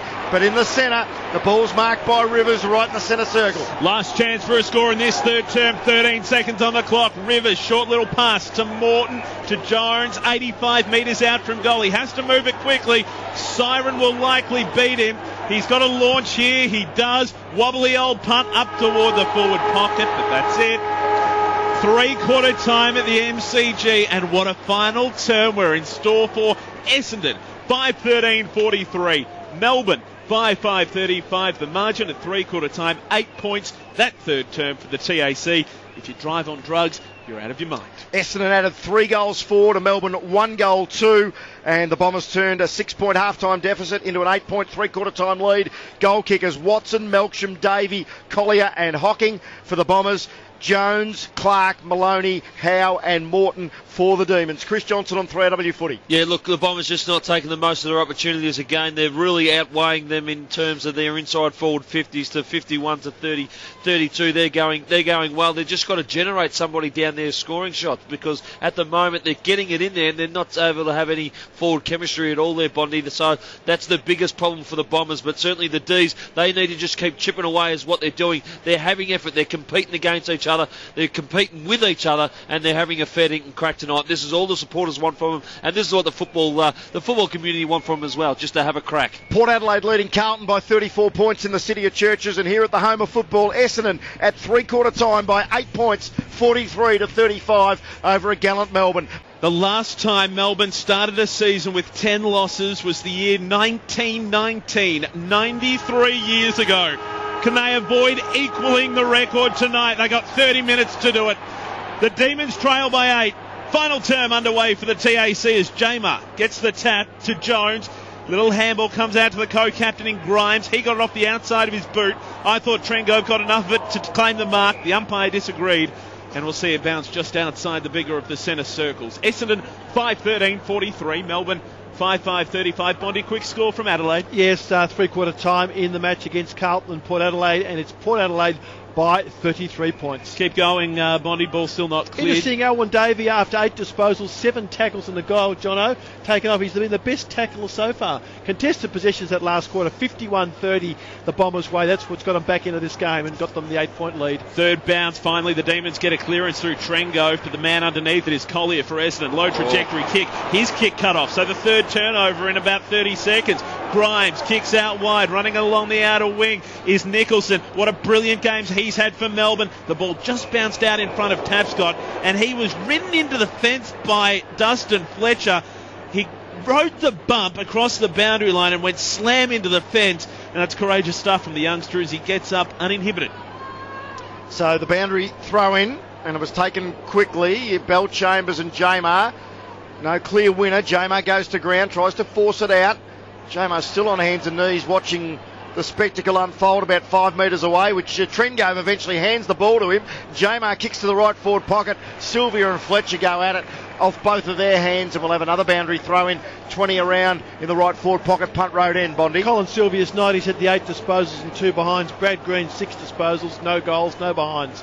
Essendon by 8 points. 5:13 plays, 5-5. Ball spinning back into play. Clark flips it over the back. Mackenzie a chance. Got a handball to Maloney. Quick kick around the corner. The only player he's picked out is big Jake Carlisle for the Bombers, who will relieve the pressure in the last line of defence. So he's about 20 metres out from his defensive goal, big Carlisle. Kicks up to the southern wing. Mark taken by Jetta. Opts to play on. Kick toward left half forward. The ball bounces up nicely for Monfries. He feeds the handball to Hurley. Corralled by Watts. Low trajectory kick inside 50. Ryder with the pickup. Has a loose man in Hocking. Ryder says, I'm going to take a shot. And I'm going to miss myself. Essendon 5:14:44. They lose in accuracy will be the reason. 5:14:44. Melbourne 5:35. Final term for the TAC. So the Demons will bring it back in through Jack Watts. He's taking all the time allotted to him. There's the whistle to play on. Monfries didn't elect to approach him, so Watts kicked long and strong, and that's a good mark at the back by Jamar. And he could have played that up a bit more and got a 50-metre penalty, actually. Eventually handball to McKenzie. Drove it long down to centre wing on the southern stand side. To the back of the pack. Carlisle gets another quick kick forward. But Jones will chop it off. Fed a nice handball to Rivers. Rivers wobbles a kick down to left half forward. Can Brad Green produce a bit of old-time magic? Gathered the greasy ball well. Got a handball to Trengove. Handball over the top to Magna. Fletcher approaches. Magna and the ball skid over the boundary line. And we'll have a throw in 25 metres around from the Melbourne goal. Left forward pocket, punt road end. First goal of the final term. Absolutely critical for the D's. Early days. We'll get to the Europcar stat sheet in a moment. Just seems as though Melbourne's getting more of it. Mitch Clark went up in the ruck. Double pumped it down to Howe. Handball to Jones. Snaps it around his body. It's wobbling toward the goal square. Won't have the carry. Sylvia went up for the mark. Carlisle at ground level. Trying to get the pick up. About 8 players around the ball. Sylvia just charges through. Snaps it back and goes. Oh, Colin Sylvia rises to the top. Says, give it to me, boys. Oh, give us a sniff. 3-point ball game. 6-5, 41 Melbourne. Essendon 5-14, 44. Good guys, goal of the day. They've still got plenty in them, Jono. They do.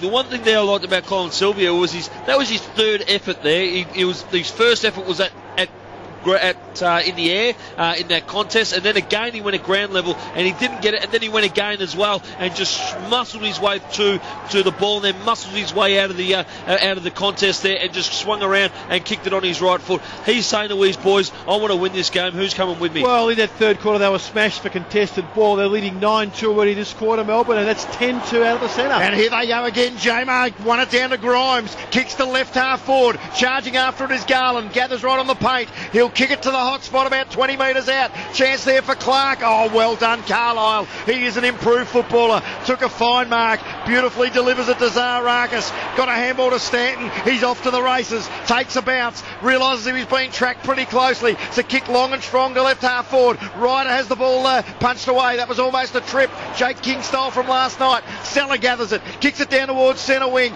Kicks it, well, both players go to ground. Melbourne are up and about at the moment. Maloney emerges with it. He's got clean turf ahead of him from 60. Kicks it right to the goal square. Garland at the back off hands. And a rush behind. It's a 2-point ball game. 5-14-44, play 6-6-42, TAC scoreboard. Quick kick in from the Bombers, Pears to Carlisle, the pressure really on Essendon now. Carlisle kicks to left half back, mark taken by Stanton, rushed the kick in the end but it came off, out in front of Dyson, runs onto it, kicks from the southern wing, spears it toward half forward, Jack Watts got a little punch away, spilled to Jack Trengove, handball to J-Mar, handball to Trengove, handball to Grimes, they work it across half back the Demons, but they maintain control as Howe has it. At left half back, kicks up toward the southern wing, goes over the head of Garland, chance for the turnover for the Bombers, picked up by Dempsey, short little pass, no good at all, marked by Garland, centre wing, northern side. Garland comes in ball to Maloney, who's been up and about in the early stages of the last quarter. He then kicks long. Fletcher gets back. Contest force though. Sylvia, handball to Clark. Should be a goal here. Done. Handball to Magna. Can put him in front. And does. No, doesn't. Talk about a big build-up. Oh dear. 1-point ball game. 6-7-43 Melbourne. 5-14-44 Essendon. We're only 6.5 minutes into the final quarter on the paint away clock. We've got 20 minutes to go, Jono. That's right. There's a bit of concern. Mitch Clark looks very, very gingery, Mick Warner, so I might want to keep a close eye on that. He's just not moving freely at all. Who would have thought there'd be this much tension tonight? The kick in from Fletcher to Howlett. Little handball to Stanton. Kicks outside defensive 50. 2-on-1 contest. Grimes got to the ball first for Melbourne. Handball to Seller. Dangerous. Make that Magna. It comes back to Grimes. But there was a free kick. He was being held, Grimes, when he didn't have it. So he's got the free kick. 60 from home. Launches toward the forward pocket. 2-on-2 contest. Mitch Clark knocked it away. Morton trying at the fall of the ball. Knocked over the boundary line. 48 metres around from goal for Melbourne at the punt road end of the stadium. The Demons are 6-7-43. Essendon are 5-14-44. 7.5 minutes gone, final turn. 1-2 to a point in the first 7.5 minutes of this quarter. Melbourne have got it again. McKenzie with a handball to Jones. Chips it over the top. Mark taken by Nicholson. His teammates loose inside forward 50. Hasn't spotted him. No one stands the mark. Nicholson says, bugger you. I'll kick the goal myself. And he had no! Touched on the line. Hard Cunningham saves the day right on the line. Melbourne fans and players say, let's go to the video, nothing doing. And keep an eye on the replay. Yeah, the score's level. Doesn't matter at the moment. Fletcher with the kick-in.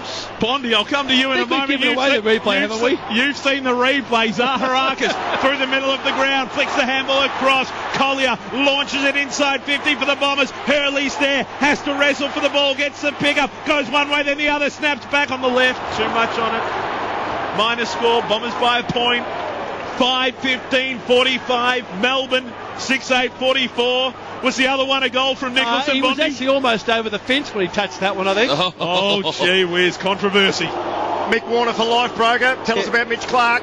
Well, before we do that, surely that is the time that you do use the video review system. That clearly looked a goal. If we shelved it for the moment. Well, I don't know what's going on, but it's a bit farcical, the whole thing. Mitch Clark, he's been carrying that bad back all night. He's just going to have to labour through. Just not sexy at the moment, the video rule. We know it goes in swings and roundabouts. Melbourne have got it up to centre wing. Jeremy Howe. Handballs to Magna. Handballs to Tapscott.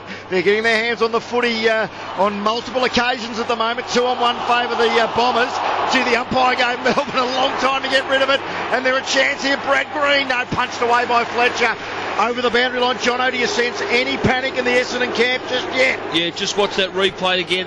That was certainly a goal. Could have been a goal and should have been a goal, but there is a little bit of panic. But the Bombers are looking very slow, and the Demons are looking very quick by taking the ball away from a contest. Don't change that radio dial. We've got an absolute ripper on this Saturday night. Zaharakis kicks from half back up toward the southern wing, coming through. Watson tried to get a little handball out. Lonergan in there as well for the Bombers. Picked up though by Tom McDonald of the Demons. His handball errant, intercepted by Collier. What a great night he's had. His handball effective. It comes to Zaharakis. Links up with Monfries. Back to Zaharakis. Runs inside 50. Great tackle, Tom McDonald. Could be rewarded.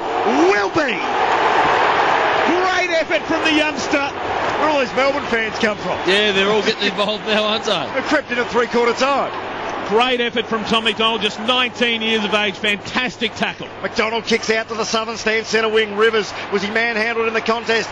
Doesn't matter because the Melbourne side should be able to mop up. Picked up now there by Grimes. Beautiful little pass to Tapscott. All the youngsters coming into it. Tapscott centre wing, waits the kick. Morton going the same way as the fly to the footy. Just dropped it at the last second. Eventually freed the arms. Got a handball to Maloney. Ducks back inboard. Kick was battered down though by Hockey. Arriving to lend a hand was Pears. Dyson picks it up. Run down. And he coughs it up as well. Melbourne force it forward through McDonald. Who's that? It's Garland. The defender's marked directly in front. 25 out. And he can put Melbourne in front. Great work there by Maloney and Sylvia. They're just able to keep persisting there and keep working away, chipping away. Sorry, not Sylvia. It was Dunn that was involved there, but Garland was just looked like the stronger guy, just moving forward. The kick was to advantage there. He had to run out of Lovett Murray was just caught on his heels. With just 4 career goals, Colin Garland for his 5th, which will put the Demons in front, and he has. Melbourne have hit the front at the MCG. 11 and a quarter minutes into the final term on the paint away clock. Mark Neild almost punched the air in triumph. 7:8:50 the D's. 5:15:45 the Bombers. Chris Johnson on 3AW football. This would be a monumental upset. Yeah, it would be. And again, you will look back if the D's are able to get up here. They're only 5 points in front. But Essendon would look back and saying that they missed their opportunities, especially throughout the whole game, not just the first quarter. And they're up and about at the moment, the D's. They've promised that it's coming. They said that a 4-quarter performance was near. They said they wanted to reward their captains.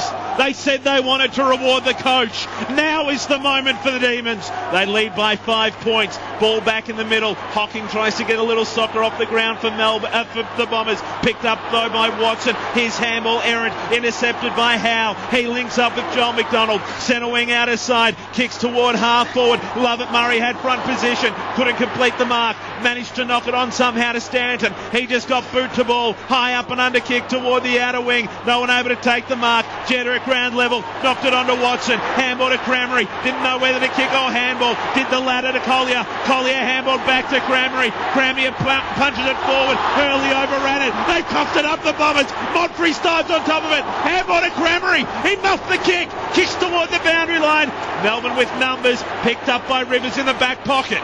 And he kicks out to Jack Watts. Can you believe Essendon didn't kick a goal there, Jono? Yeah, no, they certainly made it a really comic act there, didn't they? They just had all the opportunities to score a goal and they couldn't do it. I was just going to say, this might be the making of Jack Watts in this last quarter, and he proceeds to kick the ball out of bounds on the full. Can he stand tall in defence and save the day for Melbourne? Free kick to Lovett Murray. Short pass to Hocking. He's marked at 70 from home. Wants to play on. Kicks across his body back into the centre corridor. Punched away by Rivers. Jack Watts runs onto it. Big tackle there by Lonergan, the sub. Rivers goes to ground but slapped it forward with courage. Picked up by Tapscott. Pushed as he kicked it. It'll be out of bounds on the full. And Lovett Murray will reload just forward to centre wing, southern stand side. Jono, both sides seem nervous at the moment. That they are playing panic football. They're just getting it and bombing it long, not even looking to see what's around them, see if they can run and carry the ball. Monfries does exactly that, bombs it inside 50. No one there to take the mark for the Bombers. Green steadies the handball to Jones, kicks out to the northern wing, wanted Jamar to take the mark, intercepted by Courtney Dempsey from 55 metres out, lines up the big sticks, but no one in the goal square for the Bombers, and that was fateful because Jack Watts didn't take the mark. He in turn had time to recover and get a little pass away, and now the Demons can just hold it up inside defensive 50 as it comes back to Watts. He switches play back toward the members as Grimes, short by foot, to Nathan Jones at left half back. Essendon 45, Melbourne lead by 5 points. They're 50 as Jones passes to Sylvia. And he spots the former captain, Brad Green, marks right in front of the interchange gates, waits the pass beautifully. Cale Morton, who's played one of his better games for a long time, marks at 60, a low ball towards the full forward line, off hands, out of bounds, throw in 20 around from the Melbourne goal. There's still almost half a quarter to go, 9 minutes 32 seconds of playing time in the paint away clock. Mick Warner for life broker. Yeah, boys, Mark Neild, he really thinks they've got a snip. He's come down to the interchange bench. He's got the arms waving. He's shouting. And of course, we do know the Bombers do go pear-shape in June. Boundary throw in. Hocking knocked it onto Watson, to Howlett, to Zaharakis. He's like a fighter jet through the middle of the MCG. Got around McKenzie. Kicks it inside 50. Hurley wrestles with McDonald. Waiting back there, Mel Chambers. He fumbled it. Couldn't take possession. Salah got the pick up for Melbourne. They're working hard in defence at the moment, the Demons. Joel McDonald kicks outside defensive 50. No one able to take the mark. Trengo tried to apply a tackle on Joe Watson. Couldn't wrap it up. Watson, the captain, kicks to half forward. Picked up by Zaharakis. He launches for home. Misses everything. Out of bounds on the full. And both these sides just need to compose themselves because Melbourne leads by 5 points. 15 minutes gone on the paint away time clock. Final quarter. 42,987 at the G tonight, and they're seeing a thriller. What is it about the Demons that makes the Bombers go all gooey? They haven't beaten them since 2009. Melbourne go forward again through Nicholson, over the head of Lyndon Dunn. Clark comes charging out, handball to Lyndon Dunn. Clever kick around the corner, deliberately on the outside of the right boot. Sylvia and Fletcher go after it, and that is valuable meterage for the Demons. We'll have a throw in just outside their forward 50. Demons 78 disposals, Essendon 45. 33 to 16 contested this quarter. Melbourne are really getting themselves into this game. You just get the feel whichever team keeps themselves composed will win this game tonight. Boundary throw in, Melbourne inside 50. Jones received the handball from Dunn. Kicks to the goal square. Mark Garland, goal! He's got two. Melbourne stretch their lead to 11 points. 8-8-56. Bravo. Essendon 5-15-45. TAC scoreboard. Nathan Jones had Colin Garland on the goal line. He took the mark, put it onto his boot, banged it home. The Demons have a sniff. Yeah, he's been good, Garland, this last quarter. He's stood up a couple of times. He's kicked his second for the quarter. But just really good hard football there. Just kept playing the percentages. And all Jones had to do was get it forward and, just outbodied him. He tried to have a shot at goal, but he just put it to the front of the goal square and he got there and just out-muscled his opponent there, Garland. Just out-muscled Pears and just was able to get there and kick the goal. Melbourne by 11 points and they'll have the clearance as well. Jones with a high kick out towards centre wing. It bounces away from Heath Hocking. He's looking for the boundary line. No, he's not. He says, I need to do something about this. He got a handball then to Dyson, who almost threw it over his shoulder back to Hocking. Kicks a kick on the bounce to Jetta. Got a handball to Lonigan. He grubbed one off.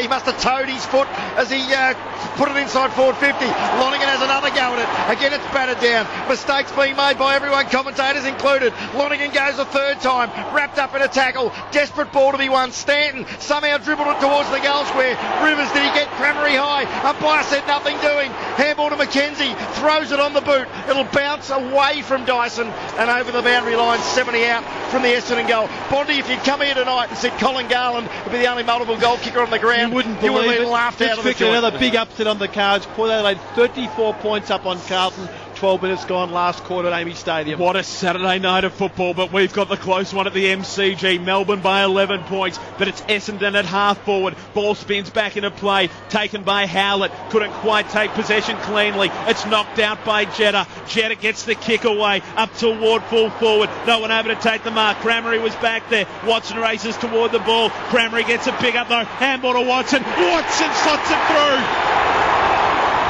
He's got his second. The Essendon captain lifts. We're back to a 5-point ball game. 6:15:51 Essendon. Melbourne 8:56. 19 minutes gone. Final term. TAC scoreboard. They needed that one, Essendon. They sure did, but great work by Leroy Jetta there. He had the ball tucked up on the boundary line, was tempted to have a shot, but just put it to the goal front, kept the ball alive, and Joey Watson was able to keep the ball alive and kick the goal on a very tight angle, which meant a lot to his teammates. They're only 5 points behind now. They need to lift now, the Bombers, if they want to win this. If they want to lift, now's the time to lift. There's 7 minutes to go. There's plenty of time to go. Yeah, plenty of time in the paint away clock. 7 minutes and 2 seconds of actual playing time. Back in the centre, the ball thrown up. Not risk being bounced on the greasy turf, and we'll do it all again. So let's get down to Mick Warner for life, Brogo. It's been pretty gutsy stuff from the D's. Carl Morton and Mitch Clark both clearly playing injured here. Really looking forward to Mark Neild's press conference if they get up. J-Mar won the tap to Jeremy Howe. Kicked to centre half forward. It's a loose bouncing football. Dempsey's been pretty good in the last quarter.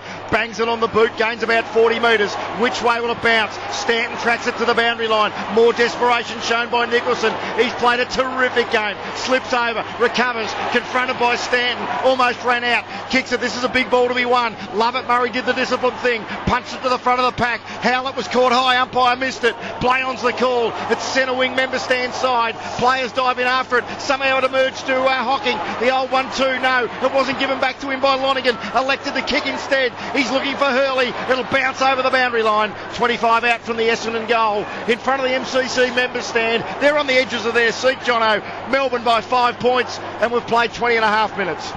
This is as good as it gets on a Saturday night. It's second versus 18th, but it could be first and second at the moment. It's so close. Boundary throw in, picked up by the captain for Melbourne in Trengove. Kicks up toward the northern wing. Brad Green wanted it. Couldn't get there in time. It's spilled out to Dyson. His kick. Aaron Trengove dropped what he should have taken. Had support though from Magna. He loops a handball across to Grimes. He's rising to occasion, the co-captain. Kicks along the northern wing. Mark is taken by Magna. Magna handballs off to Green. Kick inside 50 for the Demons. Maloney slipped over, couldn't complete the mark, charging through. Hardingham had it, lost it. Sylvia gets the pick up, thrown into the turf by Tate Pears. Courtney Dempsey did well, stole it away, kicks outside defensive 50, and Jake Carlisle takes the mark at right half back for the Bombers. Essendon 51, Melbourne 56. We got 5 minutes, 22 remaining. Grandstand finish coming up. Carlisle kicks to centre wing. Thumped forward by J-Mar, but straight into the arms of Zarakis. Tumbles a punt into the centre square. Chance here for the Bombers. Crammery, though, was wrapped up in a big tackle. Seller dives in low to try and get it, and the umpire lets it go until he blows the whistle and says, I'll throw it up just slightly forward of the centre circle favouring the end. The Bombers kick in this final term, the City and Graham Bond for Europe Cup. Yeah, this quarter the Demons certainly lifting. Total disposals 92-64 now their way. J-Mo won the tap and straight to Dyson. Got a handball then to Zarakis inside forward 50. Playing for a free kick was Joe Watson. He's opposite number 4 and Jack Watts continues to go after it. They'll try and rush it through for a behind. Have they finally done it? They have. Essendon fans furious, thinking that Watson was held in the marking contest. Kick in very quick. Melbourne know they're a real chance here for that first win of the season tonight. Mark Neal's got a sniff as Trengove kicks off half back up to Salah on the wing. Salah's kick toward half forward. Tapscott. This youngster has had a mighty game as well. The kids have lifted tonight for Melbourne. He kicks toward the forward pocket. There's holding. Garland might have given away the free kick. He has. Hardingham will get the free. Garland held on to him. Now Hardingham gets a free kick. He's forced to play on. He was corralled by Garland. The kick from Hardingham is good. Mark at left half back by Dempsey. Kicked into the man on the mark. Ball ricocheted back to Dempsey. Kicks along the outer wing. Wanted Melksham. Punched away though by Trengove. It lucks a fortune for him. He takes the ball. Takes one bounce. Has time for a second. Doesn't take it. Launches back inside 50. Players fly. Spills to the back of the pack. Fletcher off the ground. Sockers it outside defensive 50. But Melbourne can go forward again. They certainly can. J-Mo gets a quick kick forward. You think next goal's going to win this game. It's to the hot spot. To the back of the pack. Coming out charging with a full head of steam is Clark, trying to play for the free kick there. No, Grimes has got it close to the boundary line. This would be an impossible goal. He kicks it right to the square and very casually Bill Chambers takes the mark about a metre out. He was about to have a cup of tea there as well. And a little short pass just to Dappy, little kick to Stanton. Who's he spotted? Oh, geez, picked out the smallest man on the ground, Collier. Huge task to mark this. 2-on-1, almost completed it. Players dive in. Dempsey sockers it straight to a Melbourne player. Sellers got it. Speculative handball up in the air to Trengove. Goes all the way back there to Rivers. Clever kick round the corner. Will it find the boundary line? That's what they're looking for. They've got a stoppage. Just for to centre wing, southern stand side. Melbourne cling to a 4-point lead. 2:57 remaining on the clock. Yeah, look, a lot of precious moments at the moment. They've got to make sure that they play percentage football at the D's at the moment. Just keep it nice and simple, and they'll come out victors. Boundary throw in, knocked down by Bell Chambers. Howler tries to get the pick up, pushes it again toward the boundary line. It's still in play though. All the Essendon players thought it went over. Picked up by Maloney, kicks toward half forward, over the head of Sylvia and Tapscott. Courtney Dempsey for the Bombers at half back, tried to knock it to his own advantage. Sylvia stole it away. They could seal it here, Melbourne. Little handball comes out to Garland. He zigged, he zagged, he missed. Hit the post. 5-point lead to the Demons, 8-9-57. Essendon 6-16-52. We've got 2 minutes 25 of actual playing time remaining. That's all on the TAC scoreboard. What a momentous finish here at the MCG. Fletcher goes with the long bomb. Ryder flies high, couldn't complete the mark. It's coming straight back in. Maloney, he's kicked it in, and Garland again. Would you read about it? The defender, who's kicked 2 goals, won this evening. He came into the game with 4 career goals. Could seal the deal, Jono, and celebrate a famous victory for the red and the blue. Yeah, you were right a bit earlier, Beav, that you wouldn't have picked him coming through to be a multiple goal kicker tonight, but he's looked the most dangerous forward in both teams. 5 points the difference. Even a minor score, you think the worst Melbourne to get is a draw. Stabs at a drop punt. He's missed. He's missed from directly in front. 30 metres out. He's got 2 goals too. 1 straight kick the difference. 8-10-58 Melbourne. 6-16-52 Essendon. Fletcher, the short kick in, goes to Melksham. They've got an inside defensive 50 at the moment, the Bombers. They trail by 6 points. You would think the worst Melbourne would have to settle for is a draw. The kick up toward the wing. Lovett Murray tried to take it. Couldn't take it cleanly. Cranberry slipped over. He's then tackled by Jones. Ball centre wing, northern side of the ground. Trying to get in there. Done. Tackled. Rivers thrown into the turf. Umpire will come in and bounce. Centre wing, northern side of the ground. It's Melbourne leading by 6 points. Clock stops at 1:16. The ball right in front of us. Mick Warner very quickly for Lifebroker. Plenty of emotion on the bench. Players pumping their fists as if they're in the crowd, guys. From the tap out, Zarakis with the takeaway. Kicks to half forward. The mark should be completed by Salah because Cramery slipped over. And Salah goes back and thinks, can I start to milk the clock? The clock running and we're inside the final minute. the ex-Crow. A long ball back to centre wing. Jamar, well, he didn't even get a fly at it. Ryder dropped the mark. Jamar dives in like a little rover. Ball trapped under 3 or 4 players. Filled up by McBurney, taking a good look, and he blows the whistle, hugs himself, says, I'll throw it up. 47 seconds left on the clock. 6 points the margin in favour of Melbourne. Ball on the wing, northern side of the ground, knocked down, Dunn has to try and get it out. Stanton tried to 2. Hocking around the ball. Maloney knocks it forward about 10 metres. Essendon have to get it forward somehow. I don't know how though. Magna, he tried to crumb through. He did so. Puts it onto his left boot. 29 seconds to go. Inside 50 for the Demons. It rolls over the boundary line and we'll see a boundary throw in. You just think Melbourne's going to hang on here. 24 seconds on the clock. The Demons lead by 6 points. Can you believe it? 18th playing second. Ball spinning back into play. The Melbourne chant goes up. Lyndon Dunn sockers it off the ground. Will he try and keep it in play? He paddled it further, back out of bounds. Clock stops at 15 seconds. We'll have another throw, and it's at the wrong end for the Bombers. He was going for a point there, Beeb. He was trying to get the extra point on the board there. Very good observation, Jono. Ball spinning back into play. It's a shallow throw in. Ryder, they need a quick clearance. Can the Bombers do anything? Zaharakis tries to grab it. Players fall on the footy, and we'll have it thrown up with 7 seconds on the clock. Melbourne fans are going to be delirious in a matter of seconds. 8:10:58 to 6:16:52. Field umpire Jennings throws it up. Melbourne are going to win their first game of the year. The ball goes to the foot of the pack. Will the siren go? The clock stops again with 1 second to go. A famous victory for Melbourne coming up. They lead it by 6 points. The celebrations have started on the bench. There's the siren. It might be a grand old flag. It's a grand old Saturday night.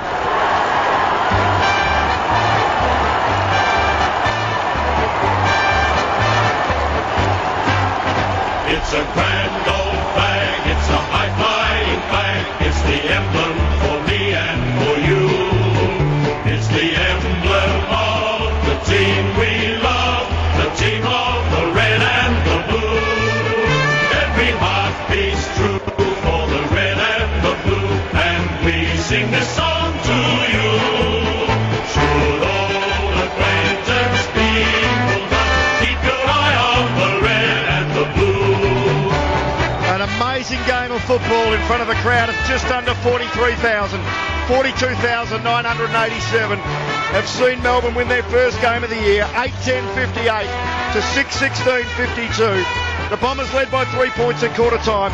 Melbourne by 6 at half time. Essendon by 8 at three-quarter time. The Demons kicked 3-5 to 1-3 in the last quarter to win by 6 points. They improved to 1-9. The Bombers slipped to 8-2. It's a grand old flag, it's a high-flying flag, it's the emblem for me and for you. It's the emblem of the team we love, the team of the red and the blue. Every heart beats true for the red and the blue, and we sing this song to you. Should old acquaintance be forgot, keep your eye on the red and the blue. Scenes of absolute jubilation here at the MCG. It must be said, Chris Johnson, not a very big contingent of Melbourne supporters here tonight, but by gee, they made some noise in the last half hour. They certainly did. It was pretty much it wasn't the best game to watch for the first at least 3 quarters, but that last quarter was a fantastic quarter where the D's just came home very, very strong, and they were able to hang on with every single bit of little bit of hope that they had, and they were just fantastic. And look, Garland was certainly a guy who kicked 2 goals in that last quarter. Certainly won the game for him, I thought so, and he was just a dominant forward all night. If there was a dominant forward, he was the one that looking like that he was going to take consecutive marks and have consecutive shots on goal. He could have sealed it quite easily in that last quarter. Should have probably 3 goals in that last quarter, almost 5. The emotion when that siren went on Mark Neild's face said it all. What a debut of fire it's been for him this season. He was ecstatic. He could have just won a premiership. The players, hugs all round, high fives all round. Yes, there's still only 1 win out of 10 rounds, but this just means so much to this playing group. The captain, the older players, the coach, they've all been under pressure. finally, the monkey is off their back. More importantly, Melbourne supporters, we want to hear from you in post-game. 3AW is football, the Twitter, but more importantly, get on the line now. 96900 693 or 13 13 32. 96900 693. Your night to savour, because the players are savouring it now, Beef. But I'm stunned by what we've witnessed tonight. That was just incredible. On air for another 51 minutes, Shano, and you're right. The Star 21 open line, it is open for Melbourne fans tonight. And we'd love to hear from Essendon fans. What is it about the Demons that gives you blokes the heebie-jeebies? It was an upset win this time last year. It'll be the first anniversary tomorrow of that famous win Melbourne had on a Friday night last year. And this is an even bigger upset victory. We'll go down to the room shortly for Mick Warner and what should be a song sung with great gusto, the grand old flag. But the Melbourne players, they're still scattered to all parts of the MCG, handing out souvenir footballs to their delirious fans. And just a terrific result for footy. I mean, Essendon live to fight another day. They're 8-2 and they're going to have a terrific 2012. But it is Melbourne's night. And I think it's also Port Adelaide's night, because as big a story is breaking over at Amy Stadium as Port Adelaide go to a 54-point lead over Carlton with 3.5 minutes to play. Port 14-13-97 to Carlton 6-7-43. Since half-time, or since quarter-time, the Blues have kicked 3 goals 5. They kicked 3 goals 1 in the first quarter. In fact, 3 goals 6 since quarter time. It's been a dismal performance for Carlton tonight. It's equally a dismal performance tonight for the Bombers. You'd have to say, Beaver, 3 massive upsets so far this round. Last night, Richmond over St Kilda. Oh, that was an upset. That was an upset. Yeah, it was a line ball game betting wise, but you're right. I mean, St Kilda started favourites, but and these two tonight. Yeah, Bondi's right. I mean, this is a massive story developing in Adelaide. We'd love to hear from Carlton supporters post game as well, because they are going to be absolutely shattered at Princess Park, losing 3 out of 4, and the Melbourne fans now giving a standing ovation as their brave Warriors tonight make their way off the ground. So we'll go down to Mick Warner very shortly. In fact, let's go down to Mick Warner now, who's down in the rooms to set the scene for us. Mick? Guys, just sensational down here. Tears, hugs, high fives. They're going off. Of course, no one gave them a chance. 100-1 long shots before this. Don McClarty's just walked past me, the president. He's been under siege all week. He just said, top of his voice, they'd all bloody given up on us. Absolutely sensational. The players are just coming through. Plenty of fans and family gathered. The players just coming through now. The 2 captains, who of course are under the pump, talk that they should take the captaincy off them. Don McClarty, just a big hug to one of the boys there, gathering around in the circle. This will be one of the great renditions of the grand old flag for this footy club. They've been under the pump. What a great win. Here we go, guys.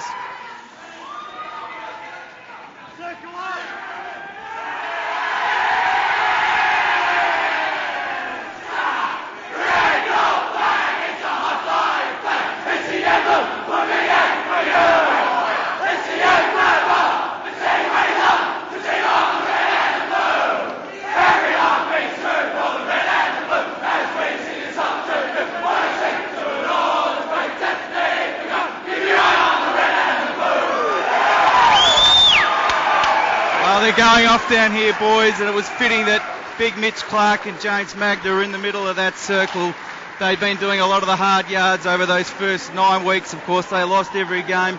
We're going to have a chat to Jack Grimes, the captain, in a few minutes. They're just about to go behind closed doors with their coach, Mark Neild, who is pumped. We'll come back to you guys. Great stuff, Mick Warner. What a scene setter down there in the Melbourne rooms. We're watching the vision on the monitor as well. And Chris Johnson, you can't beat football dressing rooms after a big upset victory.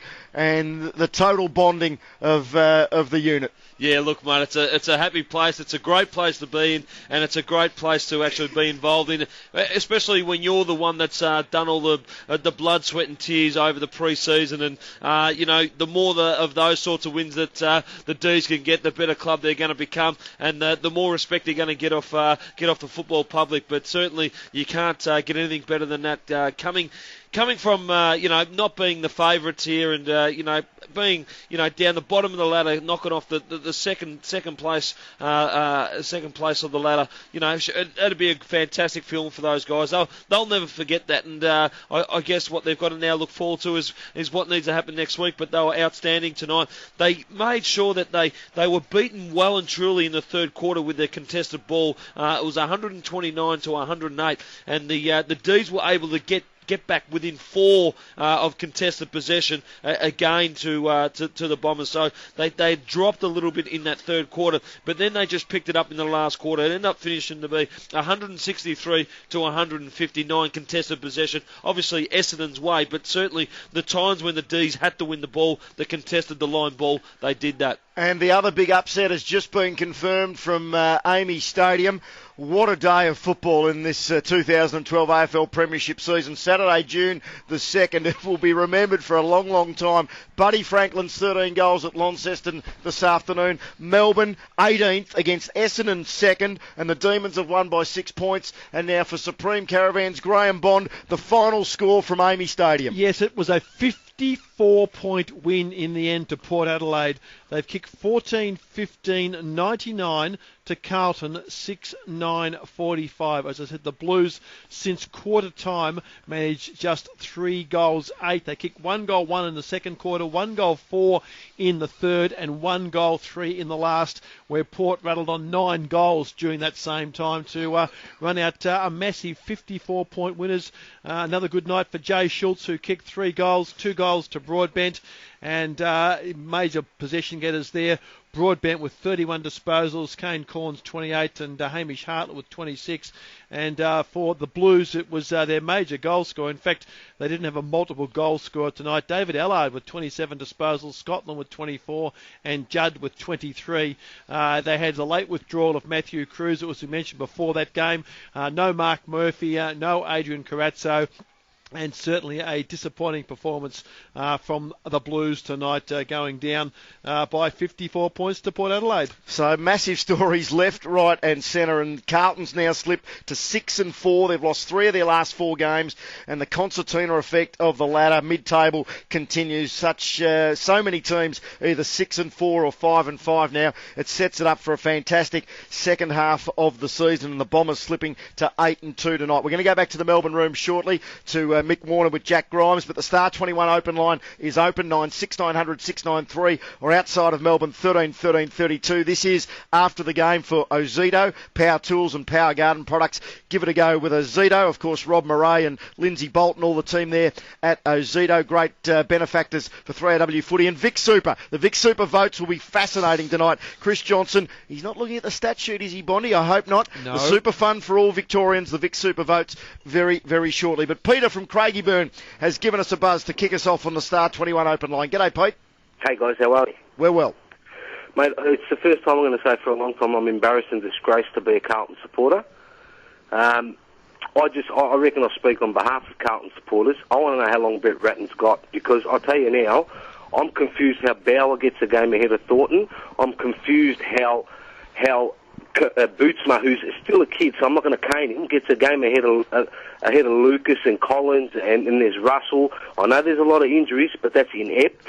There's something wrong down there, and it needs to be fixed now. And if Stephen Kernahan and his boys, don't do something about it, it's time to make some hard calls. Bryce Gibbs needs to be dropped, and they need to make that call to show that they're fair income. What do you guys think? Yeah, look, Peter, you can't just hang a coach on one game. He's certainly been able to get this team up and going at the early stage of the season. And look, we've had the second team on the ladder tonight go down as well. So, it's a bit too early to hang a coach. And look, there are probably some guys that probably need a bit of a reality check there in terms of actually being, they're probably a bit too confident that their spot in the side is somewhat cemented in there. But there probably does need a couple of feathers to be ruffled up down there at Visy Park at the moment, with some of their players not performing as well as what they have been in the past couple. But you got to remember, losing some key guys. Like I think Corazzo is a massive loss for Carlton Football Club. He's a barometer for him. I think even though he shuts down a player, but he still gets his fair use of the ball and he's able to use it pretty good as well. Peter, we do need to move on. Thanks for your call. And they have lost 3 of their last 4, and their draw for the next month is horrific. Well, it's very tough at best. Next week, they kick off round 11 with Friday night footy, the Blues, taking on Geelong at Etihad Stadium. Monster game. Then they go to Perth to take on West Coast, a bye, then Hawthorn and Collingwood, both here at the MCG. Their next 4, very, very tough. They're now 6 and 4, and it'll probably shape their whole season the next month. Let's get back onto the game here, though. We will talk more about Carlton in the next 41 minutes before we go off air. As we said a few moments ago, massive stories in the football world today from all angles and from all parts of the country as well. In Launceston, over in Adelaide, and here at the MCG. Goal kickers for the winners. Now, yes, you are hearing right. Colin Garland kicked 2, leading goal kicker for Melbourne. 2-2, in fact, all in the last quarter, and one of those behinds was a poster. Singles to Jones, Clark, Sylvia, Maloney, Howe and Morton, while for the Bombers, Joe Watson kicked 2, singles to Melksham, Davey, Collier and Hocking. Let's go back down to the Melbourne rooms and Mick Warner. Boys, it's just sensational down here. A lot of blokes sort of wondering that they can barely believe what's happened. We've got Jack Grimes here. Mate, your president just came through and he said everyone had given up on us, but you hadn't given up. How good was that? It's a great feeling. It's been a long time coming, obviously, and it's great to play a full-quarter effort and really get that win. And Neildy, just in that meeting, was pretty relieved. There was some talk today. I know you just said you didn't see the captaincy, about the pressure that you two had been under with the captaincy. Have you felt that it's been a burden? I don't think so at all. Jack and I have really relished the opportunity, and we're learning a lot on the way. We know we're not perfect and we've got a long way to go, but we're learning as much as we can. And I think tonight was a real step in the right direction for us because we finally got that full-quarter effort. And what stage of that game did you think you had it done? Obviously it was late in the piece, but did you feel that Essendon were off and that you were on? I never really felt like we had it. I think when Cole Garland had that shot, I felt pretty confident, but then he missed it, so I was still a bit nervous. But look, they're a quality outfit, and we knew that they could tear the game apart at any stage. So I think we were really on edge, even in that last couple of minutes when it was in our 50. Jack, it's Chris Johnson, Shane McGuinness and Bruce Lever up in the commentary box. We appreciate your time tonight. That was just your 41st senior game. You've obviously played in many more losses than wins. Can you talk us through your emotions, just the initial 10 or 15 seconds after the final siren? What was coursing through your body? Oh, there's plenty of excitement, that's for sure, but I think a lot of relief as well. We've been building towards this, and we really wanted just to get that first one out of the way and get on with our season now. And it's great to get a great outfit like Essendon. We know they're a quality side, and we really had to play well tonight to keep them at bay. And what is it about the Bombers? That's 3 wins in a row now. Was it a big upset win over them last year, which is it's a year tomorrow since that game, that famous Friday night victory? You just get inside their heads or something. I think it's always a big game against the Bombers. They draw a big crowd, and there was another big crowd tonight. So I think there's plenty of excitement when we play against the Bombers. And I think we've just got up the last few times against them, and they probably haven't been at their best, I guess. But like tonight, we felt like they were playing well, but we just felt like we kept on top of them in close in that contested possession. Jack, Chris Johnson here, mate. Just looking at the stats here, you've beaten Essendon in the tackle count 69 to 85 your way, and in the contested ball, you only fell 4 short of it. Was that something that was a clear focus for you and the boys tonight coming into tonight's game? Yeah, definitely. We know that when we tackle well and we go well at the contested possession, we're really in the game. So that was the main focus, and to do it for 4 quarters, because we've shown the last few weeks we can do it for a quarter or 2 or 3, but not finish the job. So it was great to finish the job tonight. Mate, just one quick last one from me. Who are the people that you're turning to for sort of that mentor advice as being a leader at a football club and an AFL football club, let alone that? Who are the people around the football club that are giving you, sort of pointing you in the right direction? Well, we've got a lot of experienced coaches around us. I mean, Neil Craig's been unbelievable with that sort of stuff and the support he's given us. He's had a lot of great captains under him, and other guys like Jade Rawlings and even Neildy himself has had a lot of experience. So, but then even other senior guys around the club, like Brad Green, I turn to a lot, Brent Maloney, these sorts of guys that don't have that leadership tag, we still turn to a lot, and we're definitely trying to learn along the way, and we think we're going about it in the right way. Jack, do you hope tonight's win changes the perception of the club going forward? We've been to so many media conferences in the past month. They're always down, they're always depressing. You guys handle yourselves very well, but it's always got a negative vibe. Do you hope that finally tonight that maybe that people will realise, hey, we are on the up, we can get there, and maybe the perception will be changed? I'm not too sure. Like, I mean, it's a great win tonight, but we know we've still got a long way to go. We're 1-9 now, so we're not going to kid ourselves at all and think that we've made our season and we're back in form again. Like, we still know we've got a lot of improvement still to go, so I don't think that perception will change too much until we do it consistently. Jack, just finally, we know it's all about recovery in the immediate hours after a game, but given you've got the long break now, of course, Queen's birthday Monday, the big clash against Collingwood next week, 9 days away, how much are you allowed to enjoy the victory tonight? Are you eventually, maybe even tomorrow, allowed to go out for a glass or two or something just to enjoy the moment? I think we'll enjoy it, but at the same time, that was the first thing we spoke about. We have to be professional in our recovery and really get ourselves up for next week, because the season's not just about one game and getting one win. We know that we need to do it again next week. So, but don't worry, we'll definitely enjoy it tonight. It's a great feeling in here in the rooms at the moment, but it'll be back to business tomorrow and get into recovery. So is that have you been put a curfew on or just limited beers? No, we haven't spoken about that yet, but I think the boys might go out for one or two quiet ones, but it'll be pretty tame, I think. Well, enjoy, and also enjoy compliments of our good friends at Ozito. An Ozito 18-volt lithium-ion cordless drill and impact driver. Ozito available from Bunnings. Give it a go with Ozito. That's worth $149, Jack. Thanks a lot, guys. Appreciate it. And congratulations on a great performance tonight. Jack Grimes, the co-Melbourne captain, of course, alongside Jack Trengove, and plenty whooping and hollering in the background, and why not? They deserve to let all their emotions out, Jono. Yeah, he holds himself well. I've never heard him talk before, obviously, apart from the other things, but, getting some questions thrown at him, he holds himself very well, and you can see why he's been picked as a captain, as a co-captain part of the football club. Yeah, they both do. They're both very impressive young men. Let's get back to the Star 21 open line. 96900 693 or outside of Melbourne 13 13 32. Of course, we're on air until 11 o'clock Eastern Standard Time, 25 past 10 on a Saturday night. If you have just joined us, Melbourne by 6 points. Yes, you heard right, folks. Melbourne 8-10-58, Essendon 6-16 52, and it was a night of upsets. Port Adelaide by 9 goals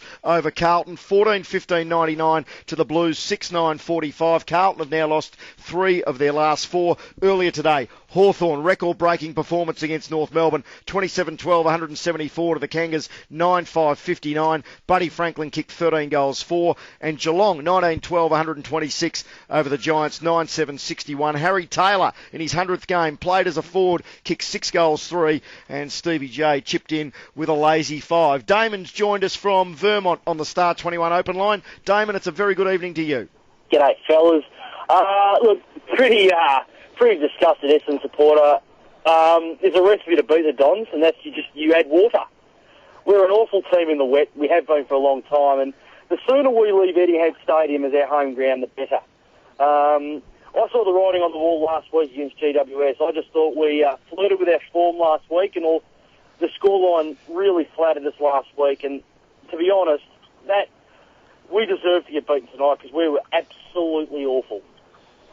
Yeah, look, Damon, I think you weren't the normal team that I've watched Essendon play at least a half a dozen times this year. But the way the ball was getting moved, it just looked like they had no time, no space. And credit to Melbourne, were able to close that down for Essendon and put Essendon under the pump a little bit. And then they had to make decisions that they're not used to. And there was 1 or 2 passages of play where they just looked like the second team on the ladder, where they moved it from one end to the other end with very, very easy. days, but certainly I don't buy into the situation where teams are supposed to play better at these venues and those venues. Well, Richmond showed us last night. Everyone was talking about that Richmond couldn't play Etihad Stadium, and Richmond went out and proved them wrong. So I don't buy into that. I think you've got to set yourself to play a game of footy on any ground, and I think it was just a mindset tonight. And I think you've got to give credit when credit's due. I think the Demons were just good around the ground. They smashed us in the clearances, they smashed us in the tackles, and they competed with you at the contested ball. But some teams, I agree with Damon to a certain degree, to a large degree, in fact, because some teams,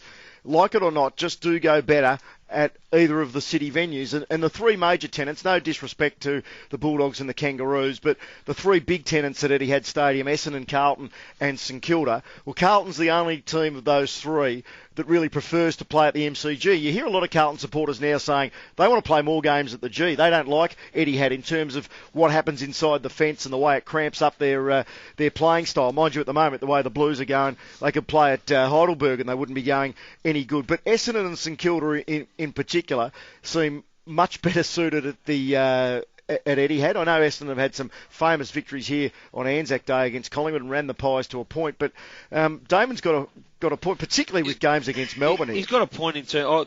I do agree that they don't play there, but I'm more directing that at the players. I think you've got to be able to prepare yourself as a professional athlete to play at any sort of venue. If you're lucky enough to play at Etihad with no wind, no rain, well, good on you. But then during the week, you're going to be playing outdoors. I'd be training a fair bit, handling the balls in those sorts of conditions that may be suited to you. Come on a Saturday night or a Sunday or a Saturday afternoon.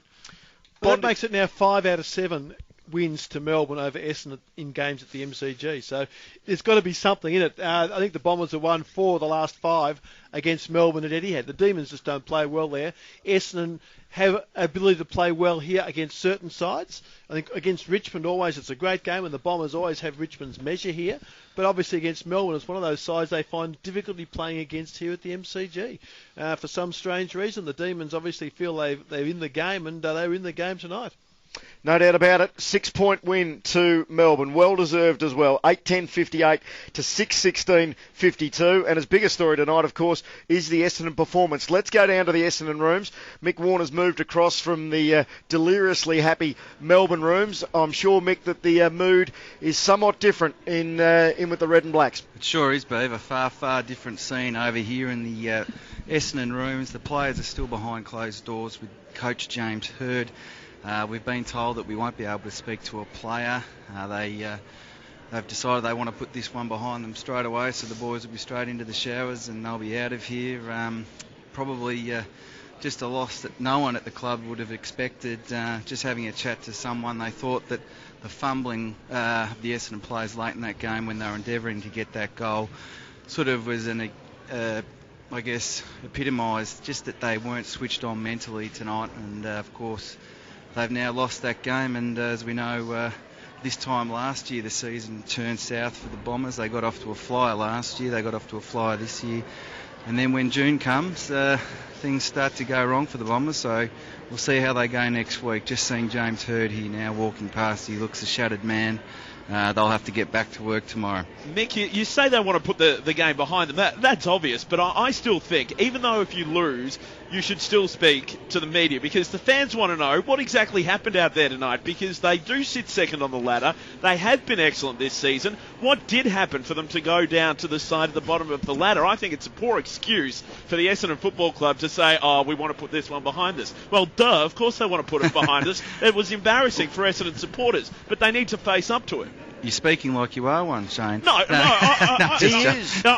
am, and I'm quite happy to say that. But I'd be saying that about any side that's lost. No, it's poor form. Particularly one that is at the top of the ladder. It is poor form. They told us that, of course, a player will be sitting alongside the coach at the official press conference in a few moments. So if we wanted to get it grabbed, we could do that. But of course, they're within their rights not to give us an interview, and shows their mindset. So. I agree with you, Shane. I think you've got a responsibility to actually come and explain yourself to your supporters. They're the ones that pay their membership. They're the ones that come week in, week out. Doesn't matter whether you play indoors or outdoors. They're the ones that come along to support you. They need an explanation. They're happy to speak when they win and the Ozito drill's up for grabs, but they're not happy to come and have a chat otherwise. It needs to be a two-way street. No, and it was a completely different scene, I've got to say, in those Melbourne rooms. Really tears and high fives and hugs and the wives and girlfriends and the supporters. It was great scenes over there. Would you like to name names? Anyone in particular in tears?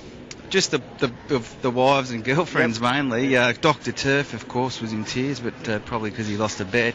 But no, it was really good scenes over there. And Jack Grimes, he told me he hadn't read that article about that Tony Shaw had suggested that the burden of the captaincy was too much, but I'm sure he had, and I'm sure the other Jack had read it as well, but they were sensational tonight. Good stuff, Mick. Well, we'll let you clean up down there and work out exactly what's going to go in the emergency report for Epworth Emergency, known for saving lives 24/7. Probably some battered egos and bruised pride will be on the menu for the Essendon emergency report for Epworth Emergency. We will get to the Europcar stats wrap after the break, but we talked a few moments ago about Carlton's tough draw coming up. Not as tough, but it's certainly tricky. When you look at the Bombers, and Mick's touched on the way that they've fallen away about mid-season for the last couple of years. A loss tonight that they didn't expect. They're now 8-2. Sydney next Saturday night at Etihad Stadium, which usually is a classic. Last year, Adam Goodes had a chance to win the game on the siren or after the siren and narrowly missed, and Essendon clung on to a one-kick victory, which I think was the same in the NAB Cup this year as well between the two teams. So that's a toss of the coin. Mind you, the Swans, we saw them cleaned up at Etihad last week by the Saints. Essendon will still start warm favourites. Then they have the bye. Fremantle in Perth. Won't be an easy game if the Dockers can, improve on today's performance, and they were certainly much better against Adelaide today than they were last week against West Coast. Then 2 in a row against their co-tenants, the Bulldogs and the Saints, both at Etihad. No gimmies there. Port Adelaide at Amy the week after that. Port now have got 3 big scalps over at home this year in St Kilda, North Melbourne, and tonight Carlton by 9 goals. And then the Bombers play Geelong, Hawthorn, Adelaide at Amy. It's a pretty tough draw for the Bombers in the second half of the year. They then play North and finish with Carlton, Richmond and Collingwood, all here at the MCG. So they're flying high at the moment. Well, they were flying high 2.5 hours ago, but that is a pretty tough schedule in the second half of the year. Yeah, look, it's the way you talk about it there, Booze, mates. It look a little bit difficult, or sound a little bit difficult to what we think they are, but certainly we'll have to muster together and come together and rally the troops. Okay, we'll take a break. We can take more open line, Star 21 open line calls on the other side of the break. 96900 693 or outside of Melbourne 13 13 32. If you're a deliriously happy Melbourne supporter, a disappointed Essendon or Carlton supporter, or even still a Hawthorn supporter, savouring the 13 goals from Buddy earlier today. Melbourne by 6 points over Essendon, and Port Adelaide by 54 over Carlton on an amazing night on 3AW Football.